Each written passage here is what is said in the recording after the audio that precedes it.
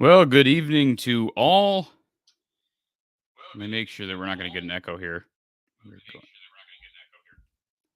We got it anyways. All right, that should be resolved. This has been a very, very exciting week, has it not? Iowa with the 54-10 loss to Ohio State, and we followed it up by, or with just a number of newsworthy items, including some controversy. That's always fun to talk about, right? Especially when it's involving the item of nepotism, the media, and your head coach.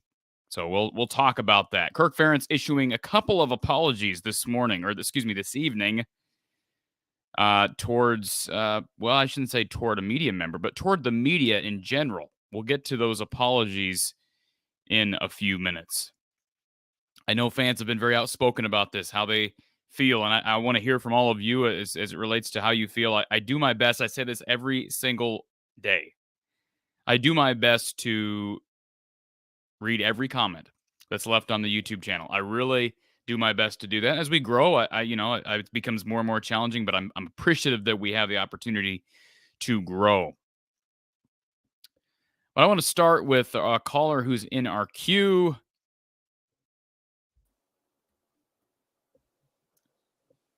What's going on, Corey? It says on my screen here that this is Will. Yep, but that's right. Will, you appear to have taken a turn for the worst. Well, unfortunately, I'm just trying on the old apparel before Saturday's game before I wear it out there. The old apparel. You've had this before. Well, this isn't the first game we've had this one, because we all know the year we've had so far. So this isn't the first time this one's come out. I'll have a couple extra if anybody's interested. We'll be in section 102. So. Okay, so I'm wondering, Will, everybody's telling me to launch this merch, this merchandise, and I promise I'm going to do that. But can I use this? Can I? Yeah, this is not copyrighted at all. You are good to go. Okay, well, this is going to be. And I'm not trying to promote my own merch, on your channel here, but I just figured, I heard you and Coach Patterson talk about how you want to have the visuals now, so I figured I'd give that to you. Yeah, let's not give the idea that Coach Patterson endorsed the paper bag on the head, but no, he wanted the visual, so I figured this would be the best representation I can without saying anything to, convey my feelings, and I think most people's feelings here.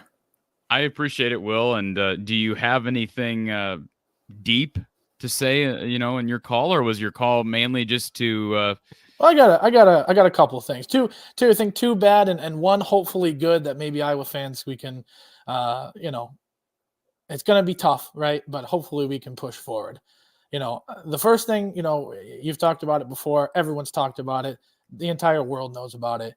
The nepotism thing. It's just getting louder and louder, and I truly believe that, Kirk has earned the right. I've said this before, that I'm a Kirk apologist sometimes, and I've stuck with him, through thick and thin, but I truly believe he's earned the right to make a change here, right the ship.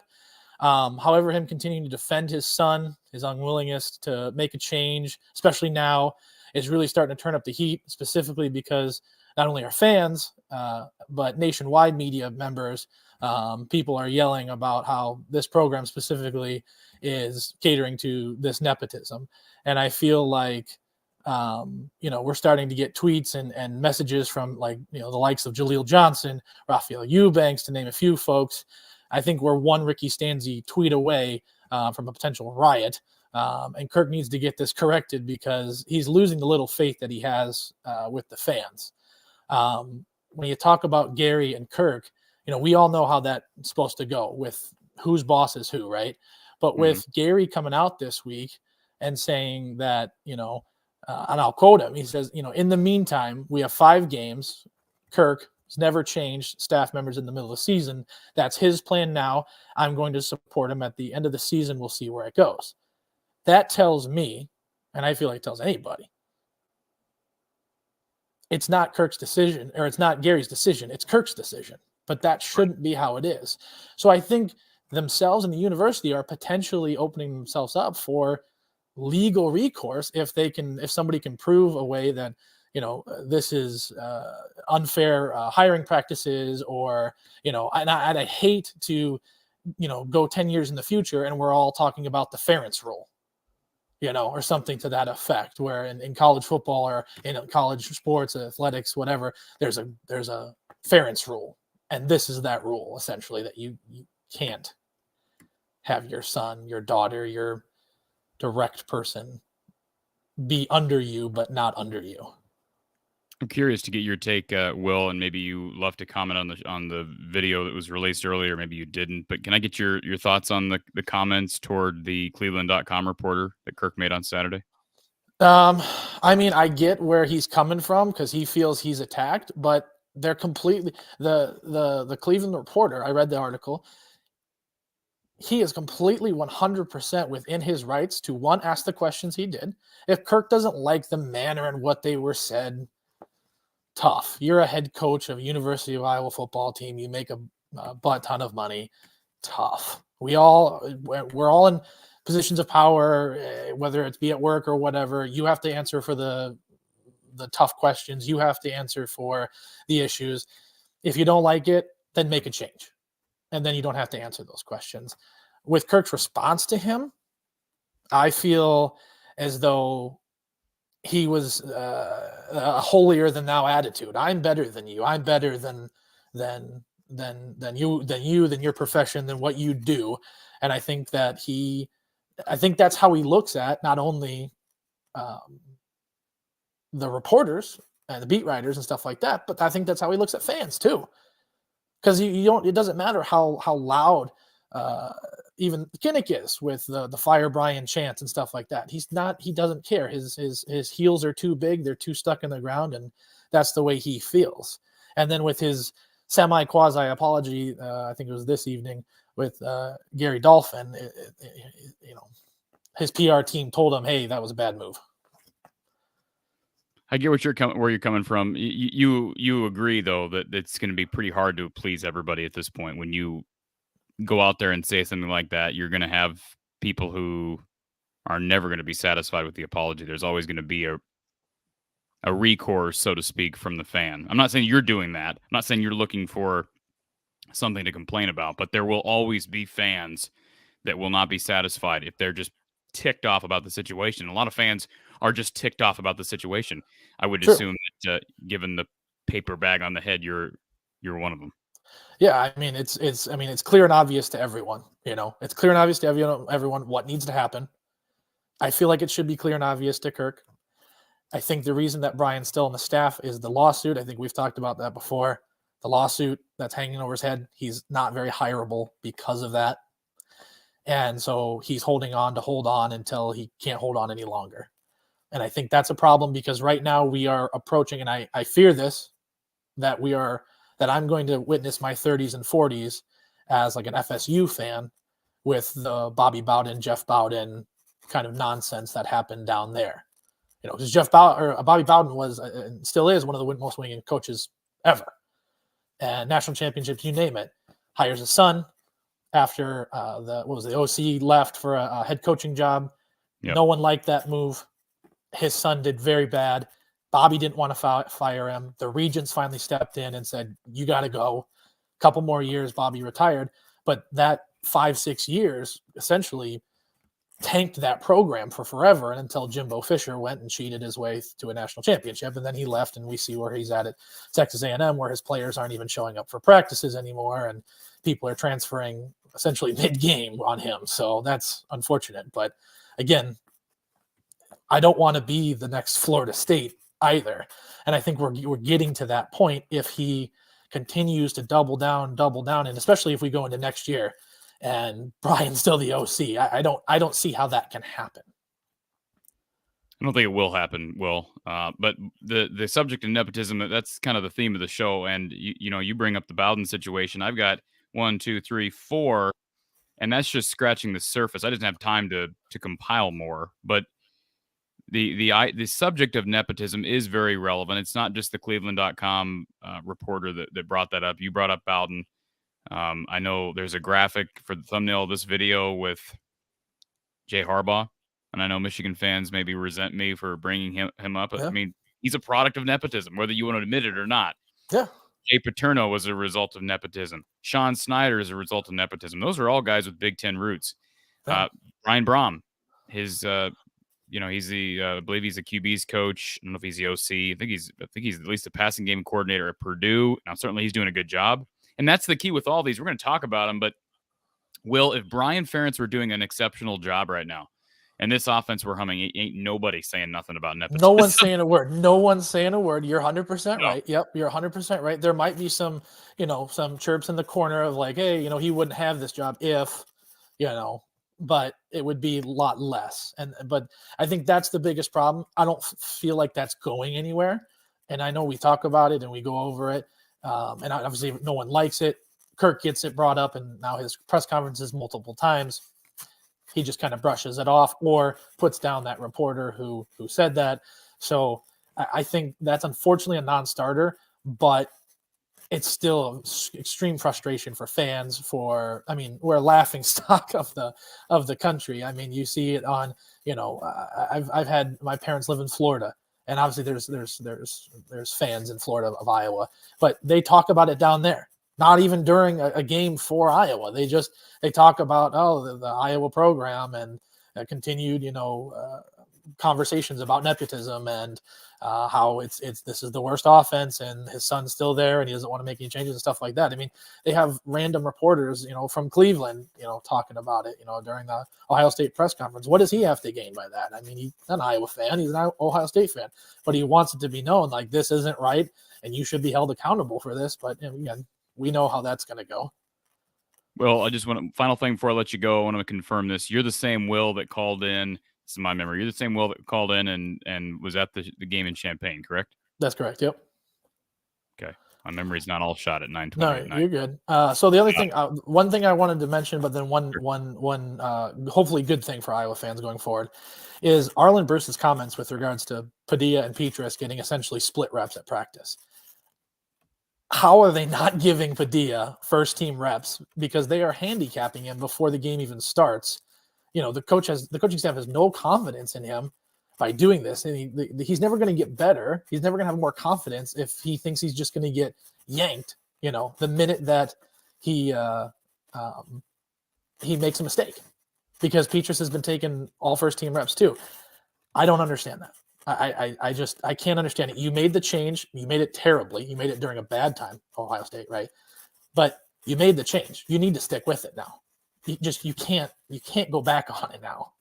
It just doesn't make any sense. And the fans, if Petrus marches out there against Northwestern, and I feel bad for him because it's not necessarily his fault. He's not the one putting himself out there, right?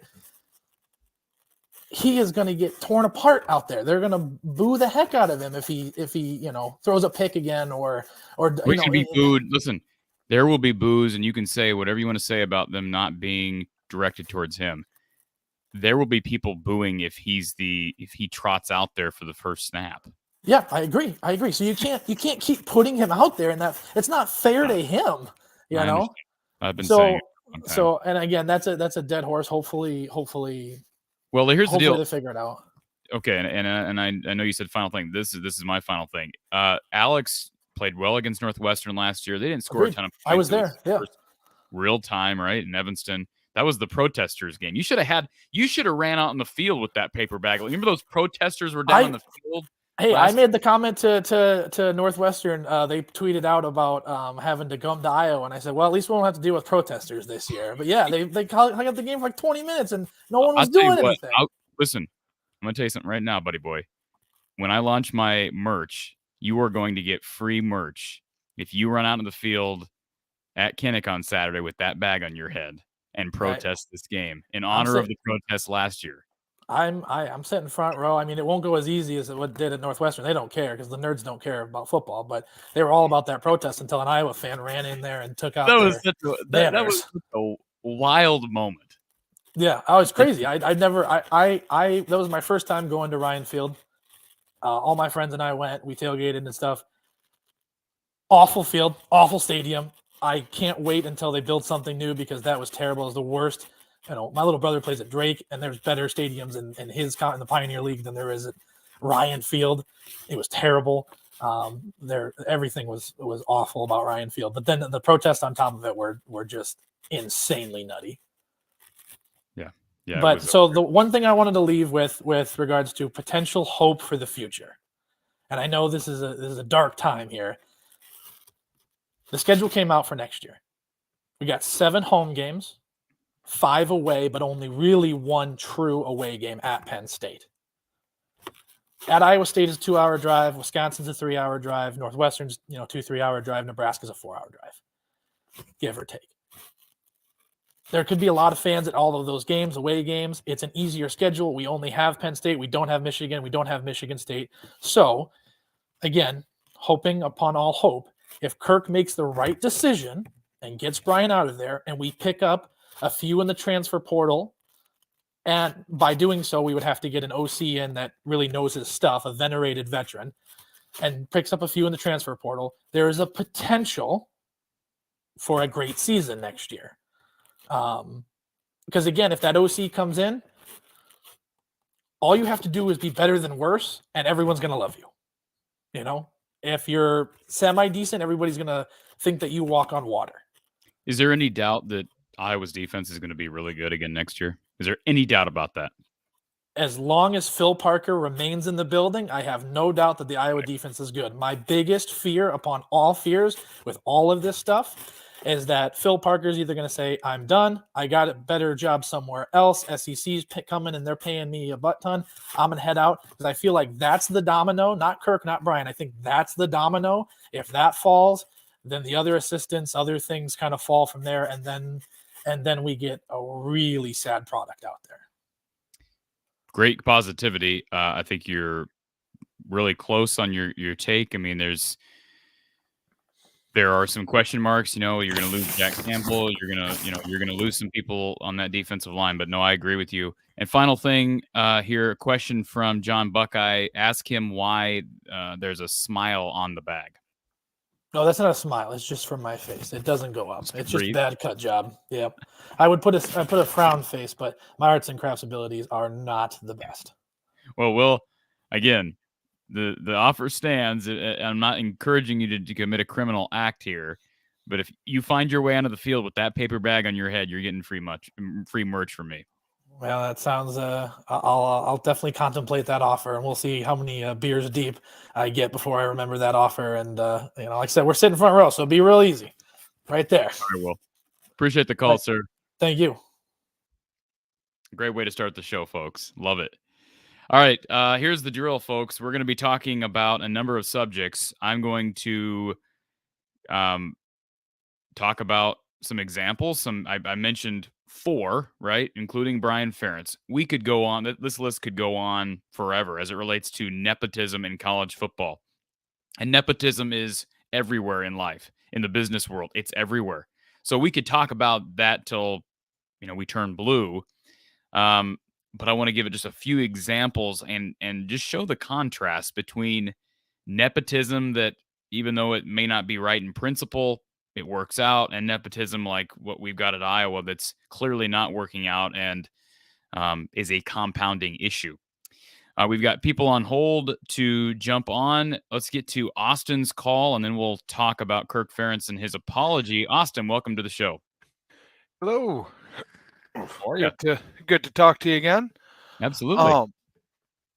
Today I kind of wanted to talk about a little bit of hypothesizing anyway about kind of the last the performance over this last season, in particular the last couple of seasons, specifically offensively. To me, especially this season, I talked about last week, the abundance of penalties, abundance of just shooting ourselves in the foot in a lot of ways. I think a lot of it can come down to a bit of a discipline issue, just sticking to where they are on the ball, and to why that might be. A couple of people have asked, is the losing Doyle, is that leading to this kind of downfall? And I think that it's more than losing Doyle. Listening to his previous students isn't the right word. I guess listening to his previous athletes, Doyle was kind of an asshole, but an equal opportunity asshole. In a lot of ways. He was a drill sergeant of sorts to a lot of that team. And I wonder if since that whole controversy, since all of that, if not only losing Doyle, but also a slightly more lax approach from all of the coaching staff has turned what used to be, again, listening to previous Iowa players, football season, it is their life. Inside, outside, once football season starts, that's everything to them. I don't think that there is a single rational person that can say that once the players are in Kinnick and game time is on, I don't think there's a single person that can argue they're not doing their absolute damnedest. But I wonder if during the week, if our practices have just gotten more lax with the loss of Doyle, with the loss of a more almost militaristic approach to training. Do you have any thoughts on that? Well, first of all, I don't see any evidence, at least not from my vantage point, that anything has changed defensively. All right. Now, Iowa has not had the pass rush that it had in years past, but there were years. I mean, Iowa has not, over the years, lived and died by getting to the quarterback, right? They've had good pass rushers. You think about guys like Adrian Claiborne, but that's going back a ways. Certainly, AJ Epinesa was just a freak coming out of high school. Anthony Nelson, you could argue with his size, he was a bit different as well. They've improved the pass rush this year. Last year, their best pass rusher was Van Valkenburg. The reason I bring that up is because I just don't see much of any drop off at all, Austin, on defense to support the claim that Chris Doyle's departure has affected the team as a whole. Now, I have no doubt it may very well have affected the offensive line specifically. It's widely been noted that Chris Doyle spent the majority of his time with the Iowa offensive line. I believe Chris Doyle is a former offensive lineman himself. So I give a lot of credit to the defensive staff, whether you're talking about Kelvin Bell, Phil Parker, even Seth Wallace, even though he had, I have a problem with, complimenting Seth Wallace as a person because I don't know him as a person. And the only thing I know about him on a personal level was what he did to Jack Kallenberger, the younger brother of former offensive lineman Mark Kallenberger. And of course, that's just one claim. It's unfair to judge a person on one claim, but you don't know anything else about the guy. It's hard to really say a ton of great things about him. So I just think this defensive staff has worked their tails off, and I don't know that it's necessarily strength and conditioning per se as it is what Chris Doyle brought specifically to that offensive line unit. That's kind of where I'm insinuating is I don't think it's Doyle specifically. I think it is the mentality that he brought to the team of it doesn't matter if you're playing, you're in practice, you're giving 110%. And it just seems as if the last few years, I would almost say our defensive line too a little bit, but like you said, specifically offensive line, just offensive positions across the board, it seemed to not be at it with the full aggression of sorts that it seemed. I mean, Iowa of old, or Iowa football of old, and I've not been a fan that terribly long. Was, oh yeah, we just take 2- and 3-star recruits and we turn them into NFL drafts. I don't see us turning up too many more recruits. I feel like our recruiting has gotten better and we're not developing the players recently in the ways that we used to. And I'm not saying that's a Doyle specific thing. I'm just wondering if our coaching mentality since then, now knowing we have to be a little bit more soft, has affected. I think there's probably some substance to that. I can tell you this, not even Chris Doyle. Let's talk about something else. I can tell you from someone, I won't say who, but somebody who is a staff member who has stated privately that the reason he likes George Barnett, current Iowa offensive line coach, is because he's not a yeller and a screamer. And I'm not saying you need a yeller and a screamer, but what he said was that Tim Polasek was a yeller and a screamer. So let's think about that. It's not just Doyle. They also lost Polasek, and it wasn't for the same reason, right? Polasek leaves for Wyoming, and I mean, again, you want a guy like George Barnett, who sounds like he's a very likable guy. You want him to succeed, but that offensive line is struggling. So there are multiple things that occurred within a 2 to 3 year range. So it's hard to exactly pinpoint one thing that has caused all of the issues. And I would navigate towards the belief that it's not just one thing. Well, I would like to throw my vote in for the next coaching staff at all to be titled as a yeller and a screamer, because I think we need to get. I personally think that, and this is from being a high school athlete way back for me, way back when. Having that one coach that you know is going to be on you if he does not believe you're giving 110. That's, like I said, in games, I have no doubt they're always giving 110. Yeah. I don't believe that they're doing that in practice anymore. Obviously, I'm not there in practice to say, but the development I don't think has been there in the last little bit. I understand where you're coming from. I've heard other people say the same thing, and I'm not saying there's no substance to what you're saying. And I would transfer that a little bit to, Corey, don't get me wrong, I agree with you so much. I think the more recent criticisms to verbiage used by in this week, Coach Ferentz lashing a little bit, or I'm sorry, Kirk Ferentz lashing a little bit at the media. The previous statement by Brian Ferentz of what would be the upside, I believe. I think the little nitpickies towards a specific verbiage, I wonder if that's. I personally don't like to see it. I understand that's something to look at, but these athletes are coming today.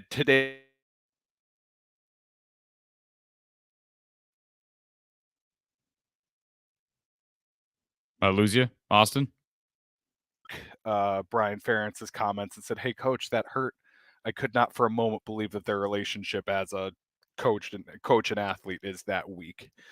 I would struggle to anyway." So you don't think you're saying you don't believe that the comments by Brian last week or by 2 weeks ago, the comments from Kirk yesterday, you don't believe those are talking points?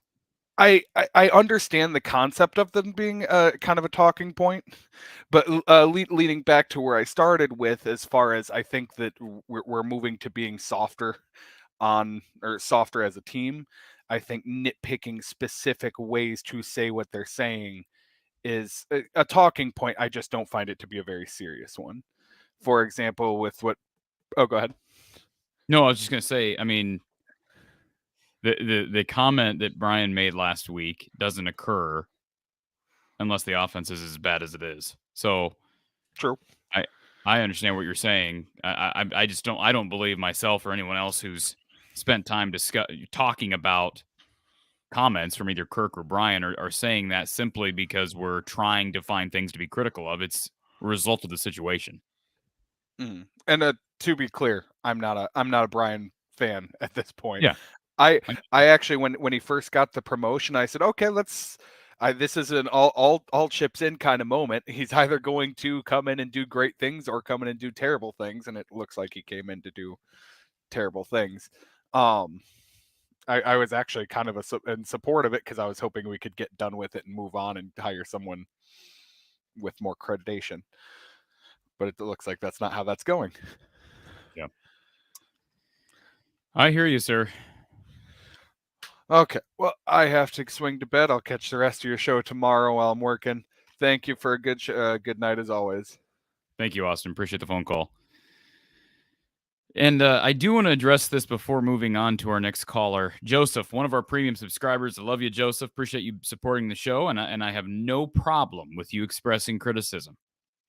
He says, Corey, you know I love being here and stirring the pot a little bit, but this isn't just stirring the pot. I'm super disappointed in your last video upload.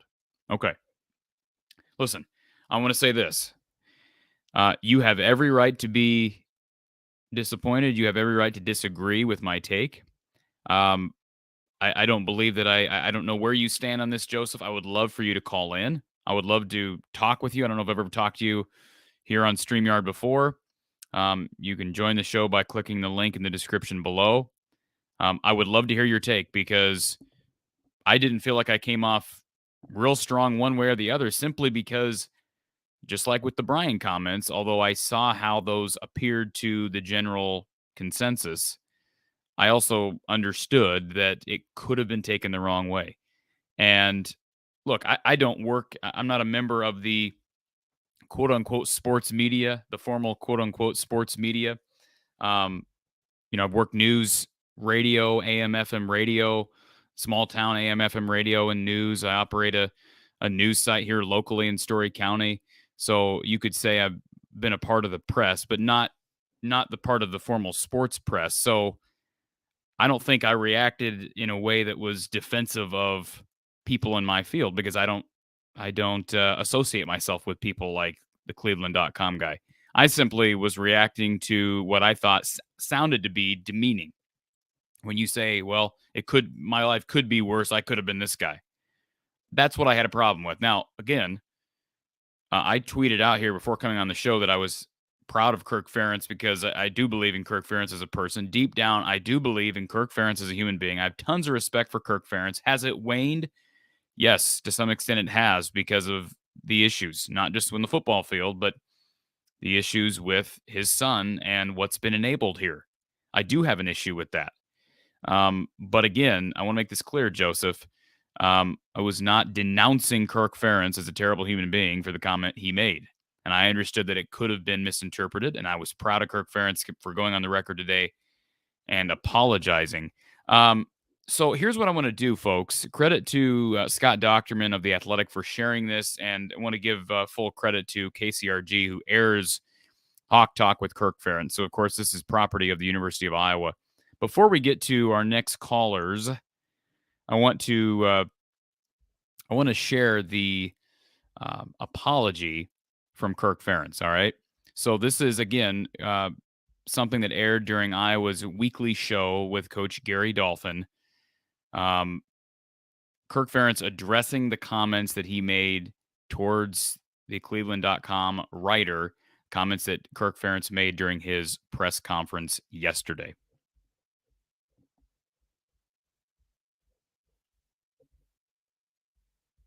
Yesterday at this gentleman, and I always preach to our guys, encourage our guys to take the high road. So maybe I deviated from that, and I apologize for that. Don't want to set a bad example for our guys.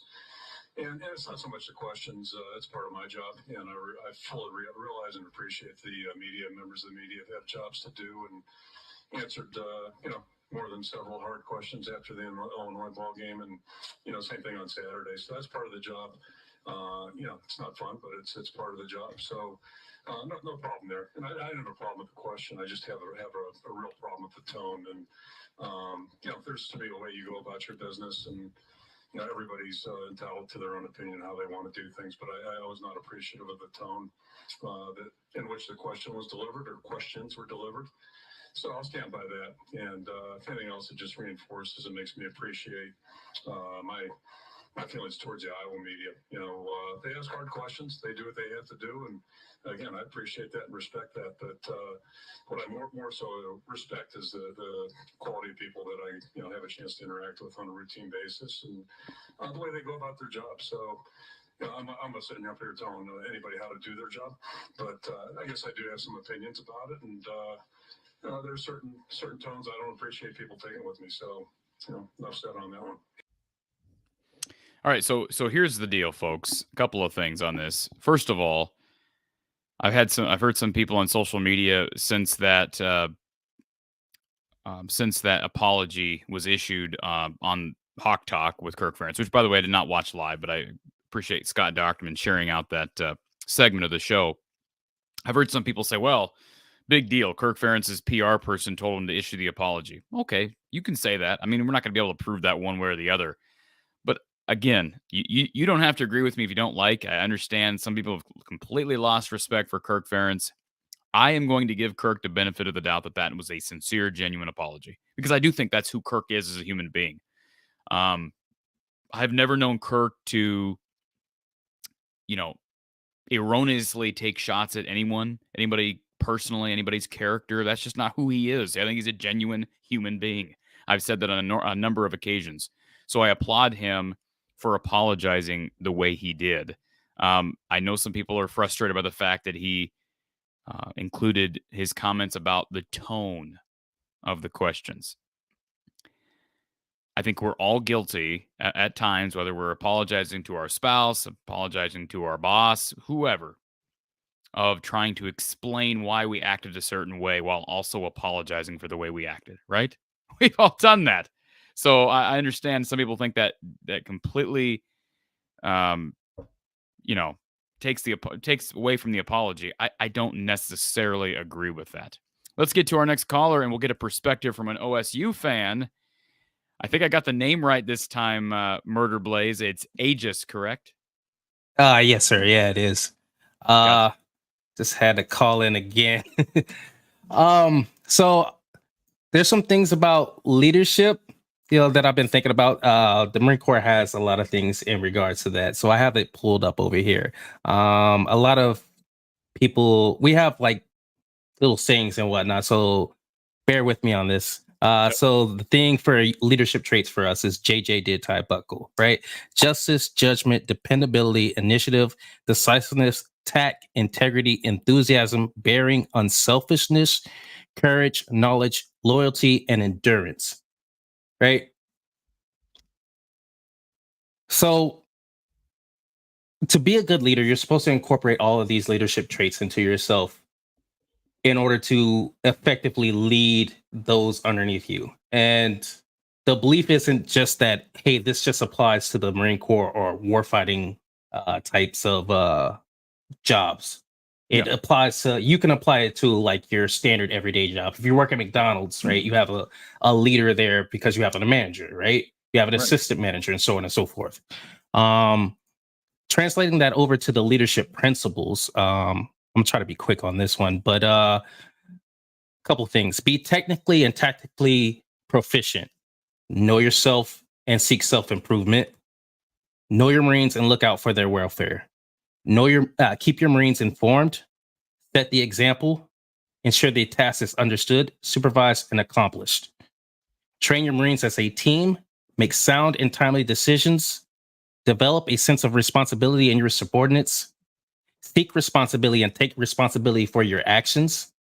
Employ your unit in accordance with its capabilities. Now, two of those that I wanted to touch on was the last one I just spoke with and one of the earlier ones. So, each individual Marine and by extension, your team intimately. You know what they are capable of and what they're not capable of. You know their limits and their strengths. You use this knowledge to place them in situations they are well suited for. Set your team up for success, not for failure. Failure is for training when they are working to improve themselves. Build a strong team and show sincere interest by learning about them, just as you know your own capabilities and adjust accordingly. So must you do for your team. To me, this right here is key. I see this happening on the defensive side of the ball at Iowa, but I'm not seeing it happening on the offensive side of the ball. And a lot of times, a common saying within the Marine Corps, right, is your Marines are a direct reflection of your leadership. That's not to say if like one singular Marine, not every job or every task or everything is gonna be like straight on. Like you're gonna get a Marine, he's gonna be 100% perfect. He's never gonna fail. That you're never gonna have a fail, and you can turn around anybody. Sometimes there's gonna be that one off that's like, hey, I've tried my best. I can't do anything with this. But when the collective as a whole is not performing as it should be, that's not that one particular Marine. That's its leadership. And that's a direct reflection on you. So when I'm looking at this, and I'm seeing that, it tells me that either an emphasis is placed on defense, which is great, it's perfect, but there's no emphasis put on offense, which means you're neglecting half of your responsibilities. Yeah. Oh, I agree. And let's be honest. I know you're an Ohio State fan, but I mean that is the root of all of this controversy that stemmed initially from the Ohio State writer. And by the way, do you know this guy from Cleveland.com? Do you listen to his content? Do you read it? I mean, Yeah, I listen to a little bit every time we have the game, because that's usually when he does it. He's a sports writer for a bigger news network up in Cleveland and whatnot. So I'll see it occasionally. but you're right. I mean, the nepotism, what I believe to be nepotism, I used to be kind of hesitant to use that term because it does have some strong connotations, but it's the correct term here. Have taken away from some of the leadership traits that you just described, which should be present on a football team. I think there's no doubt about it, regardless of what line of work, right? But a football team, I mean, Kirk has really built this program. I don't want to say it's on a military style system, but I mean, you know what I'm saying, and there's the 2020 controversy. Some of that was, I think, a result of how Iowa kind of wanted to have everybody act a certain way, and in some regards, it's understandable. I think you can probably relate to some of that, but at the same time, so many of the values that have made this program great for the last 23 years have been intervened by a blind spot that is flesh and blood. I don't have a problem with nepotism per se, because like everywhere, you're gonna have that person that wants to be in, like the farmer who wants his kid to take over the farm when he gets older, right? When he gets too old to do the job, or the guy that wants his son to take on. I understand it's a little bit different, but there's still the same concept, right? If anything, if like, hey, my son's not going to be the greatest, football player of all time, but I'm a coach. Maybe I can instill those capabilities into my child, and they can then take those abilities and be successful in that way. I understand the logic behind that. Is essentially what I'm trying to say here. Yeah. But like going back to one of the other principle that I wanted to talk about was be technically and tactically proficient. I'm sorry. A good leader as well as a good Marine knows the craft. Your knowledge and leadership skills must be an innate level to lead so that you can put more of your energy into leading. Seek knowledge, keep updated, and maintain training. No one will follow a leader who is incompetent and unskilled. So, like, what are you doing to improve is what I ask of, somebody who's in a position like that. Like, what do you, because as a leader, you're supposed to teach, coach, and mentor. That's your entire responsibility as a leader. And if you're a coach, I mean, you're inherently a leader. So if you're not doing those three things, then you're doing a poor job at what you're supposed to be doing. And so therefore I have to look back at like, okay, why are you not able to teach correctly? Why are you not able to coach correctly once you've taught the skills? Because you teach first, then you coach to help them improve on the skills that you have taught them. And then you mentor. And it's a constant process. You're constantly teaching, you're constantly coaching, you're constantly mentoring. And then you're constantly improving yourself, right? Because no one's perfect. Your goal is to strive to be as perfect as you can possibly get. Absolutely. So when you have that, you take the biggest issue I had was, okay, you took the quarterback out. You said, hey, I'm going to make a change here, right? Where are you taking responsibility of the overall product that's led to this point, to you taking the QB out, right? Because you failed that QB in that he wasn't developed, right? And that may have been a multitude of people, but at the end of the day, it's still the head coach's responsibility, right? Like I, as a staff sergeant, if one of my sergeants doesn't develop one of my PFCs and whatnot, I don't just get to go, oh, well, that's his fault. That's his responsibility. No, it's also my responsibility because I put that person in the position to affect that Marine. You're right. So I don't know. Just to me, like, how do you justify not owning up to what's going on the field, not answering those questions and saying, hey, everything's fine. We're just going to keep moving forward. We're just going to keep, we're going to keep going. You have to take a step back and like try something to make things better. You can't just keep not performing and then expect things because somewhere down the line you did it and it got better. Well, it just the claim by Kirk Ferentz is that he is going to evaluate everything at the end of the season, and he is right. And I mean, he can kind of fall on his record, his track record of not firing coaches during the season. I don't know that he's ever fired a coach ever. That's what's incredible about his track record. I mean, it's absolutely insane the fact he's been here 23 years, and I don't think he's ever fired an assistant coach formally. So that's how he would respond to you is, hey, we're not deflecting responsibility or accountability. We are just waiting until the proper time, and we believe the proper time to be at the end of the year, not during the season like Wisconsin, Nebraska, even Ohio State last year with its DC. Those moves that those teams made. Kirk Ferentz just doesn't believe in that. I will interject. Ohio State didn't fire its DC. He just got removed from play calling responsibilities.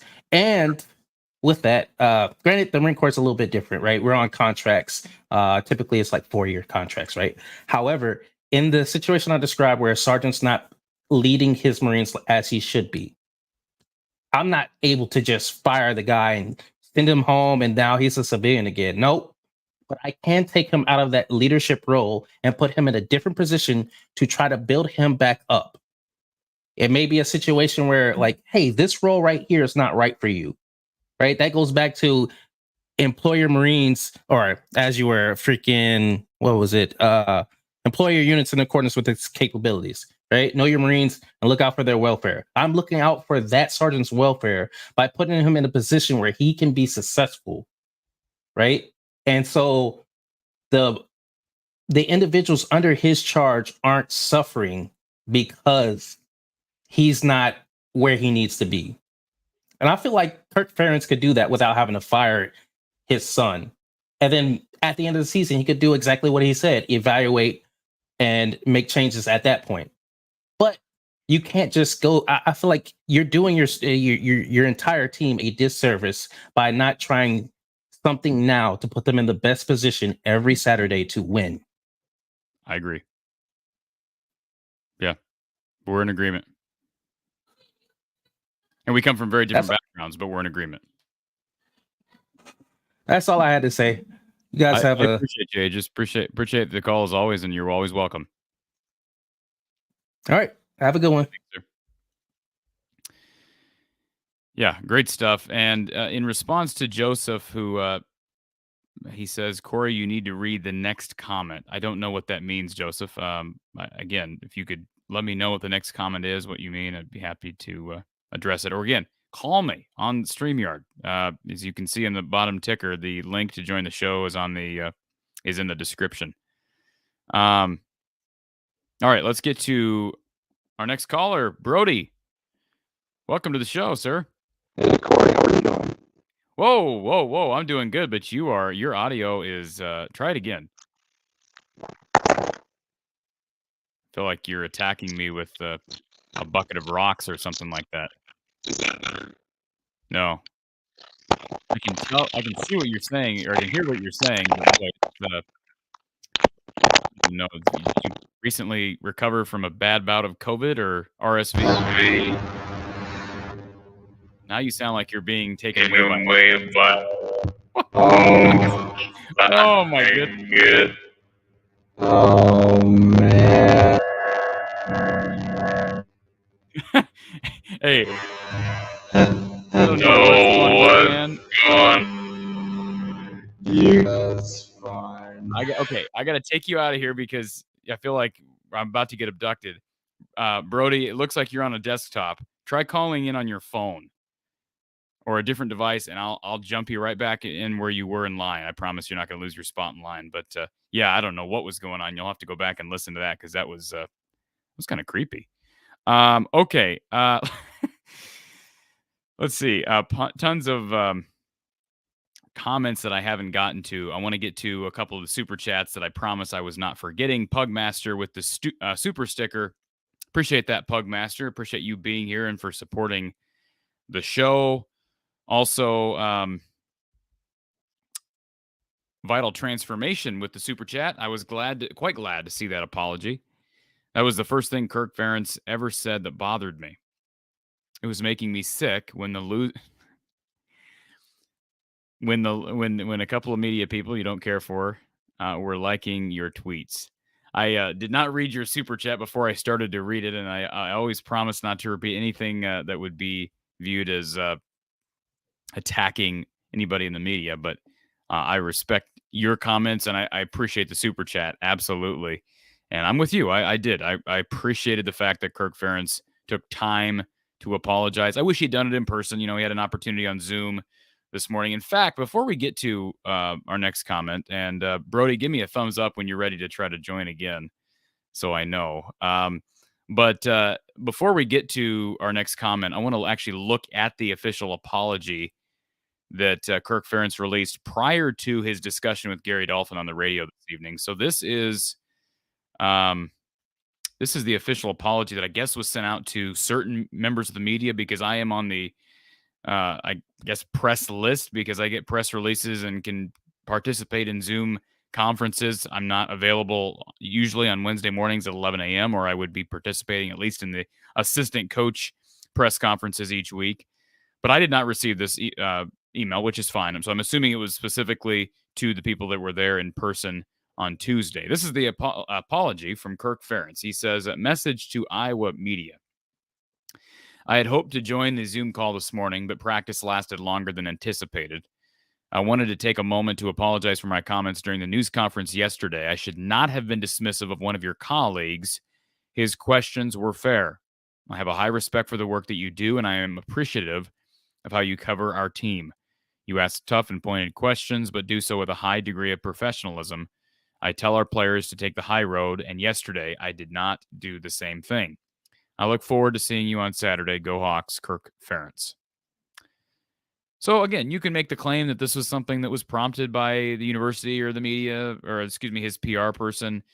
Again, nobody's going to be able to prove you right or wrong, but it was the right move. Regardless of the reason, it was the right move to apologize. And I do believe that Kirk Ferentz deserves the benefit of the doubt on that. Some people believe that he doesn't, and that's certainly their right to feel that way.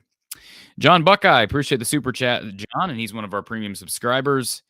He says the fact that Kirk Ferentz apologizes for anything means someone above told him this can't stand, and I understand that perspective.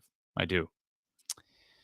In answer to Brody, your question, Brody, in the private chat, I still don't have confidence in the phone line, so StreamYard is the only way to call in this evening.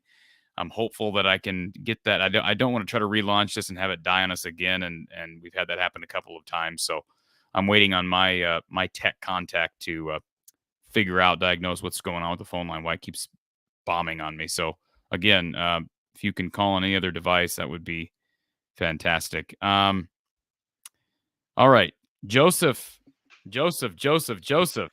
All right, you got me in here. Here we go. I love it. You ready to rip me? That's the thing. Like, I think so. In my next comment, what I said was, I don't like the way that you titled it, and I think that's part of Kirk's issue right now. Is everybody's so soft on him? Everybody kind of takes his side because of what he's done for our program, and I am a firm believer in he does deserve a chance. I don't hate the guy. I think he's done amazing things for our program. I think I don't want to say everybody needs to step back a little bit, because he keeps doing things like what he did with this comment about this article, about the reporter, the questions he was asked. But at the same time, when you say stuff like he rips this dude for, whatever, you're siding with Kirk, and like you're almost, what it sounded like you were saying in your title was like that you're more impressed by the way Kirk handled it than the way the reporter handled it, because he rips into this dude. And to me, First of all, not to interrupt you, Joseph, I want to make clear that was not the intention of the title at all. And I apologize that you took it that way. It was not the intention of the title. But when someone, listen, to me, and I get ripped all the time, and maybe we have a different view, definition of what it means to get ripped. I get ripped all the time on this show. And to me, Kirk Ferentz was ripping the guy, whether it was right or wrong. You know that I don't believe it was right. I mean, I made that clear. Right, right. I just like, to me, like when I read that title or anytime I click on a sensational headline like that, I think it's more like when somebody rips into somebody like that, it's because they have the higher ground and they're using their words to bring down the person, you know, because they did something wrong. Whereas I think the person that's doing something wrong in this case, it wasn't the reporter. He was doing everything right I agree. because he has no accountability to the Iowa program. And finally, somebody that, you know, didn't have to worry about getting their pass revoked because that's something that Kirk Ferentz has done in the past. You know, he has no accountability, so he can hold Kirk Ferentz accountable. He can ask those kind of questions for once. And we're all seeing why all these reporters in the Iowa media throw these softballs to Kirk is because you're going to get treated, you know, like that by Kirk. And I truly believe, and you're right, we'll never prove it, but his apology is 100% PR. 100% PR. He has proven time and time again, he doesn't care what we think. It's all about what he thinks. It's all about how he feels in his, you know, heart of hearts. But with the amount of backlash going on online, you know, whatever, I'm not in Iowa anymore. I don't know what it's like in Iowa. I'm out in Oregon now. So Nice. you could totally tell that this whole apology, it feels very much like a scripted PR, like, hey, you kind of overstepped your bounds here. You really belittled this dude, and you are in such a microscopic spotlight right now because of your hire of Brian Ferentz. Gary Barta's comments after the game about, you know, Brian Ferentz, and are they going to look at how he's performing as an offensive coordinator? Like that veil has been pulled back. It's not Gary Barta, you know, determining the future of Brian Ferentz. It's 100% Kirk. I don't think you can lie to anybody and say otherwise anymore. And Joseph, let me just ask you this, and I promise I'm not being snarky with you at all, but did you watch the video? My video? I started to, but I think I fell asleep. I watched it this morning. I worked night shift last night, so I got off at 6:30 in the morning. Well, okay. Well, I appreciate you being here, but just do me a favor before you go to bed tonight. Watch the video. Because I mean, judging by what you said after I said that, like, I understand that you, and I know, like, in interacting with you previously, that you're not 100% a Kirk Ferentz apologist. You question things, like, it's a fact. And I think there are a lot of people that are Kirk Ferentz apologists out there. I think it's becoming a smaller and smaller group of people. It's hard to, you know, what are you going to stand on anymore? Our offense is garbage. Like, and it all, I don't know. I'm so frustrated with this Iowa football team right now. I get you. I am too. We're on the same darn page, Joseph. Absolutely. And again, I just, you know, I would recommend that you watch the rest of that video because I was, as soon as he said what he said, and I've had people, by the way, who have the complete opposite opinion of you on the comments yesterday, Joseph, people coming to his defense. I've had people comment on the video, say, you know, you're blowing this way out of proportion. Shame on you. So there's, you know, you're never going to make everybody happy. And I'm not trying to do that. But when I first heard Kirk say what he said, it did kind of bother me because, you know, and again, I can't say what his motives are. Nobody can say what his exact motives were in saying what he said, but it sounded like he was talking down to a guy who held down a job that Kirk couldn't imagine having to fill. You know what I'm saying? That's Well, kind of. If I was getting paid however much Kirk is, I couldn't imagine having that job either. Well, I hope that's not how Kirk Ferentz meant it, but it did come across that way. And for the record, the questions that the Cleveland.com writer asked him were perfectly fine. There was nothing wrong with the questions. and No. he can complain about the tone. Again, I understand why he's feels defensive, and I don't really have an issue with him not defending, but explaining why the tone bothered him with Gary Dolphin. Because I think, like I said earlier in the show, we all do that in our lives when we apologize at some point. But the fact of the matter is, I had no problem with the tone. And was he aggressive about it? Somewhat. But some people would argue that sometimes the Iowa media is not aggressive enough. And that's the thing about it. Like he has never had to really stand in the fire and answer these type of questions before. He's very good at politician speak. Like you'll never get a real answer out of him over anything. He's very good at dodging questions, and he's also very good at deflecting blame. He does that quite a bit, which is, that's a whole thing in itself. But he's never had his feet held to the fire. And so I'm sure when you're thrown softball questions all the time, when somebody actually asks you the legit questions that need to get asked to him right now, it probably feels like somebody is attacking you. And again, this brings up the whole nepotism thing. A lot of this is going to be directed at your kid. When you're a father, what is like your main instinct? You want to protect your kid. So he's going to have to at some point answer these tough questions that he's not going to like answering. And I think if he was more willing to answer it, he would find the tone of questions that people would ask him would probably ease up a little bit. Because if you're not direct forward and you're not trying to lay into him, you're never going to get the answer that you seek. He's not going to answer the questions. Now, for the record, let me just, again, I'm not attacking the Iowa media, but I want to make it clear. There have been tough questions asked by the Iowa media. To say that there have never been tough questions, that's okay. not valid. Never is the wrong word. You're right. There have been tough questions asked this year, here and there. Too far in between, though. I agree with that. I agree. Yeah. I agree. You and I are on the same page on that. And I think the other person that really needs to get their feet held to the fire is Barta. I think so many people focus on Kirk Ferentz because he's the easy target. He's the one that stands up in front of the, presser, answers the questions. He is the face of Iowa football. And so you see him, more than we see Barta.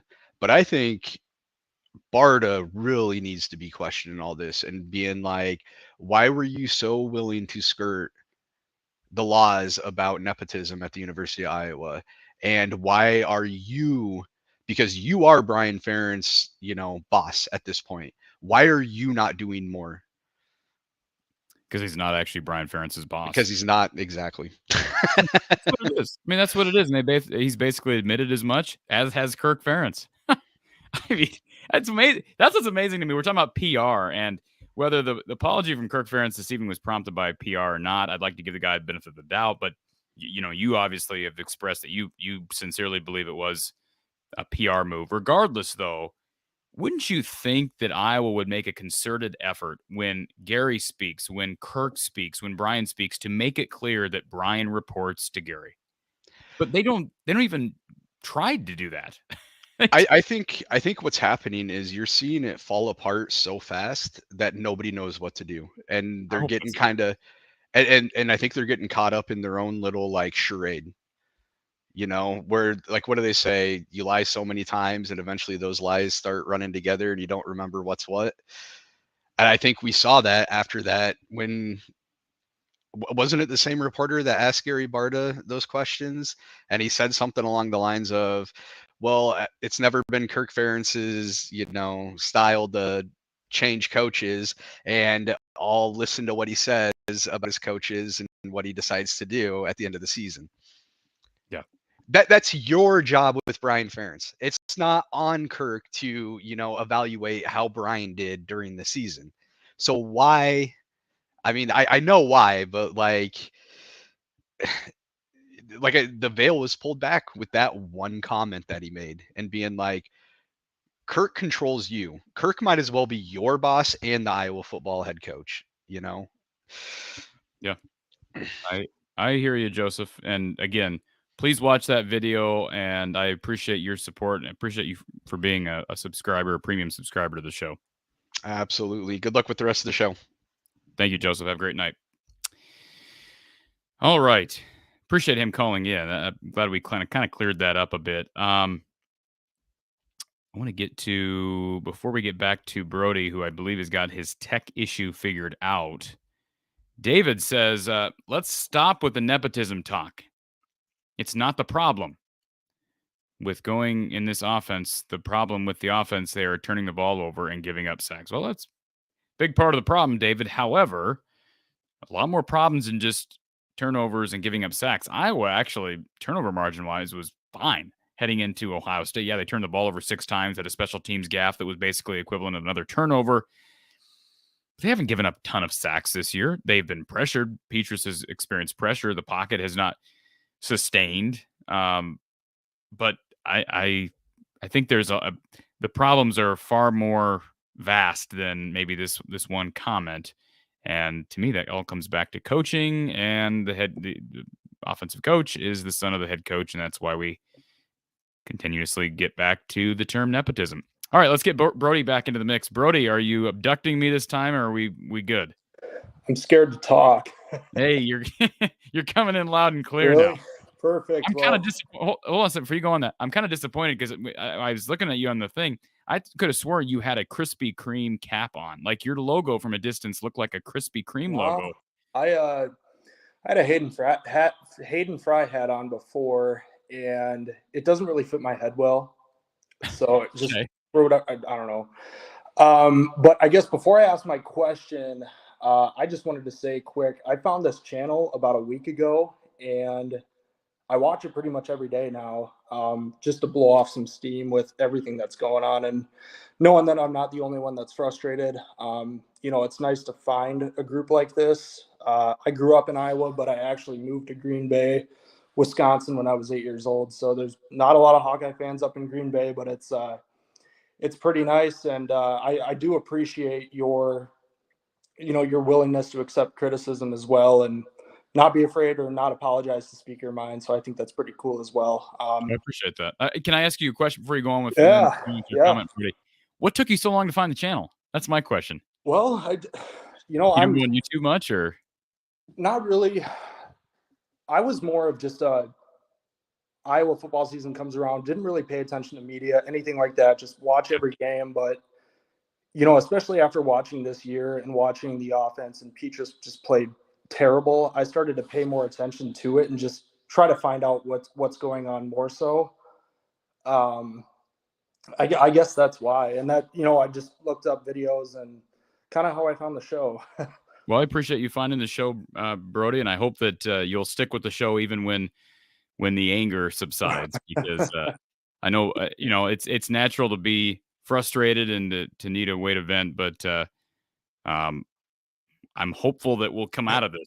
I hope that we'll come out of this on the good side of things, and we'll have positive things to talk about even on the football front very soon. No kidding. Yeah. So I guess this isn't really a question, but it's more of a comment.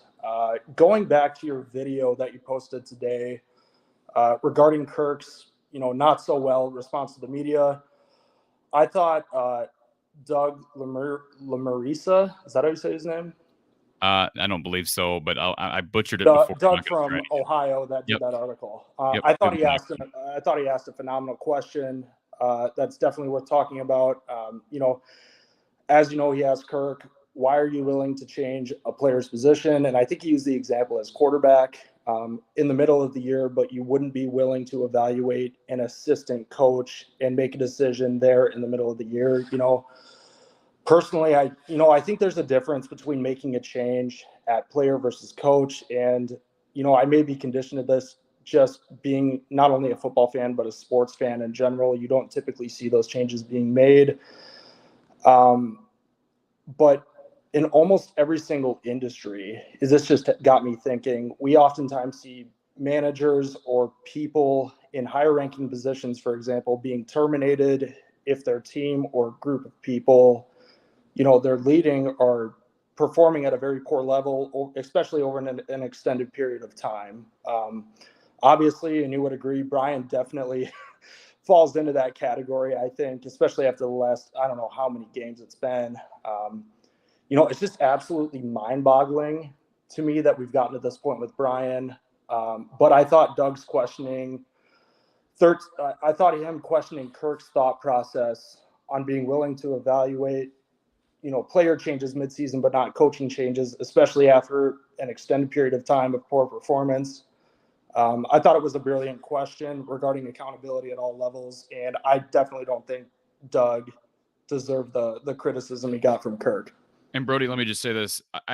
You make a good point in bringing up the fact that there is a difference between making a change at quarterback and making a change on your coaching staff. Mm-hmm. But the gist of the question, I think the whole premise of the question was, why do you refuse to make a change? Because let's not forget, I mean, Doug is aware of this, and somebody said in the chat, I don't have any way to substantiate this while we're on the air, but somebody said that his wife apparently is from Iowa.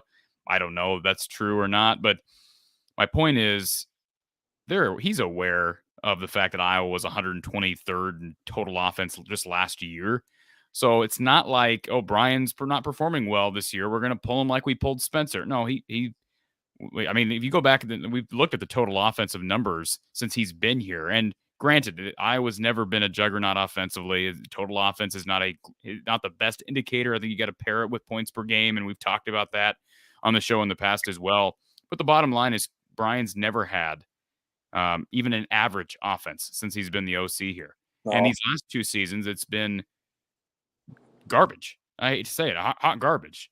And so I just don't have an issue. I think Kirk's response is fine. You're talking about 2 separate things. You're talking about players and coaches, but the questioning was fine as well.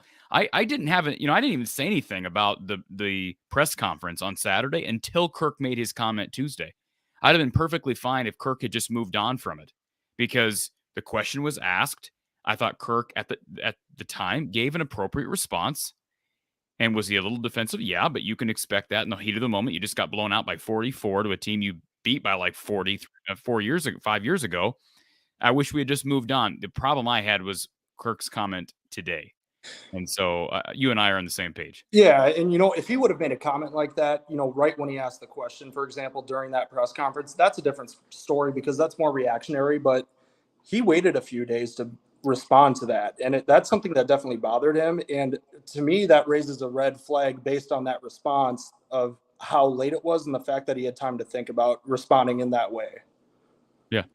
No, I agree with you. And again, I just can't imagine that comment, he didn't lead with that. Obviously, had he come out there in his opening statements on Tuesday and said something about this Cleveland.com writer, that'd have been different. But right.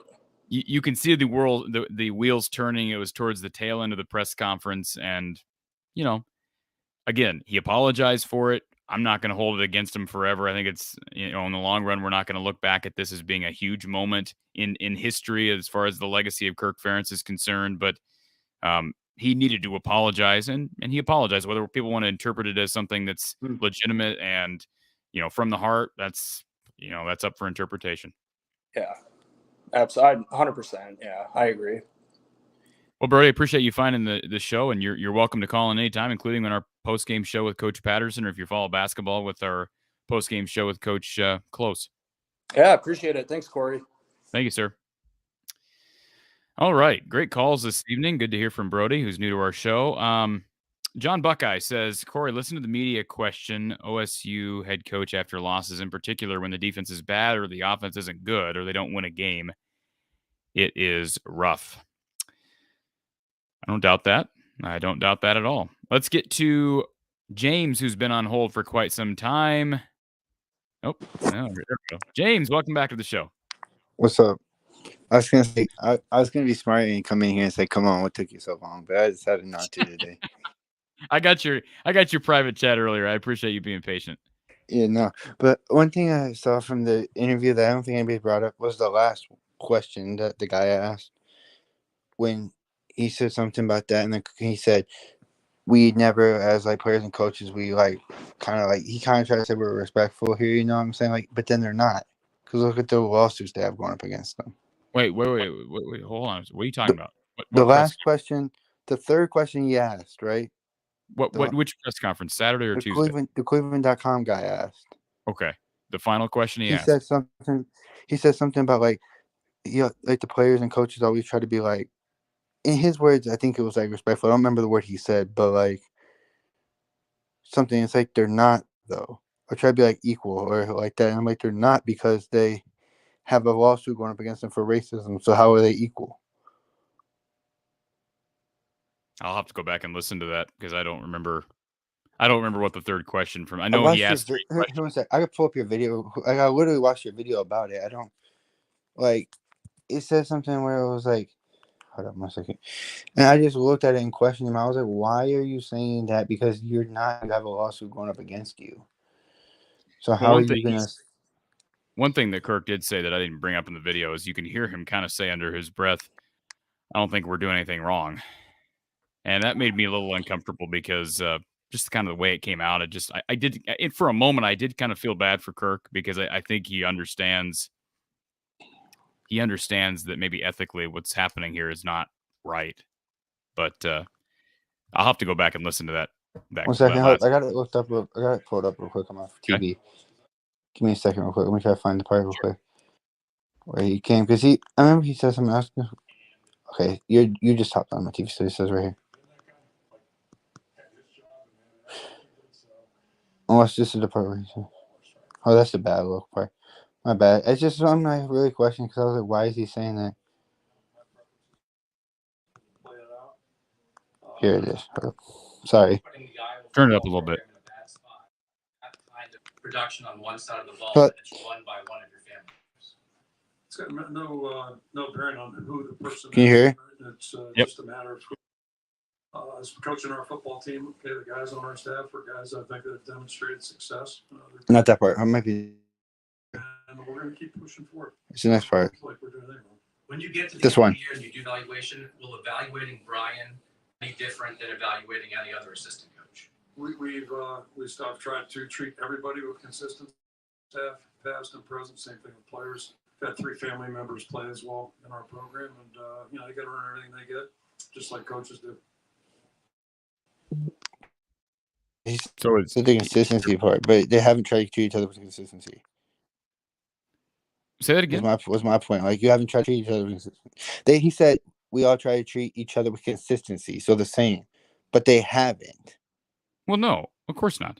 But he's talking, yeah, and he brought up the 3 players, his 3 kids who have played for him, right? Brian, James, and Steve. Yeah. Right. So he's saying that we've always evaluated even our players who are related to us. We've treated them the same.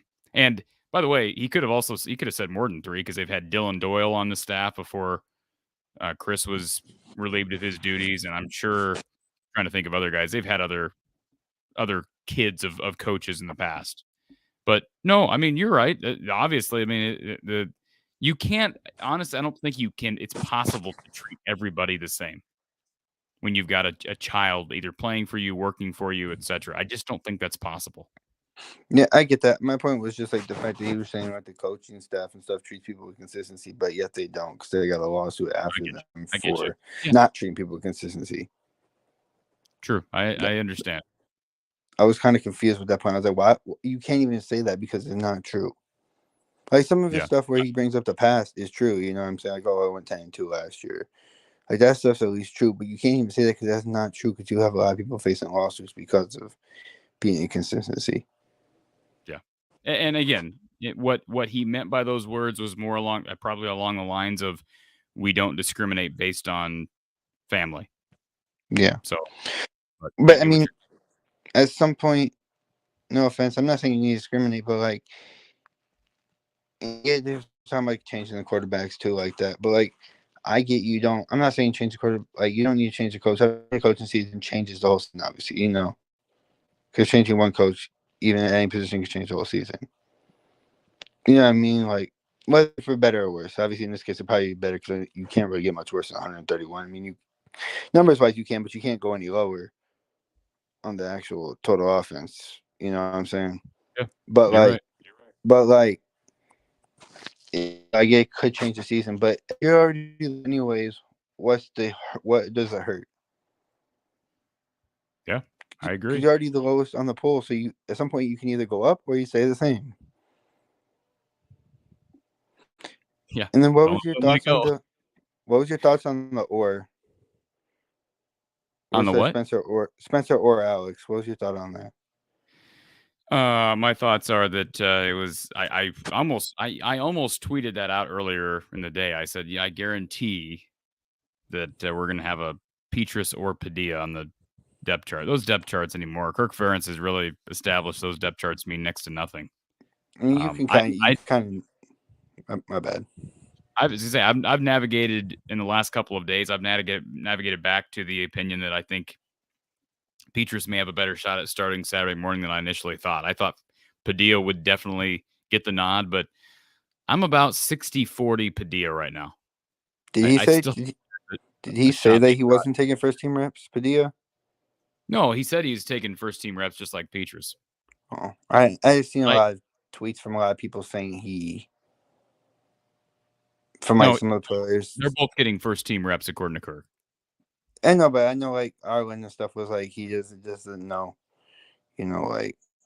And his tweet earlier, I don't remember which one it was, but he tweeted something about like the offense being inconsistent, and that kind of like scared me. Like, is he thinking about instant transfer portal? Because like from my eyes, and you've said this all along, Keegan Johnson's as good as gone. Right? I mean, that's just how I look at it. At least in how long. I don't know if I don't know that I've ever said he's hitting the transfer portal, but I just said that I'd be surprised if we see him play at Iowa next year. That's all I said. I don't know. Again, kind of like the Brian thing. I think there's a better chance that Brian is not the OC for whatever reason next year than there is a chance that he is.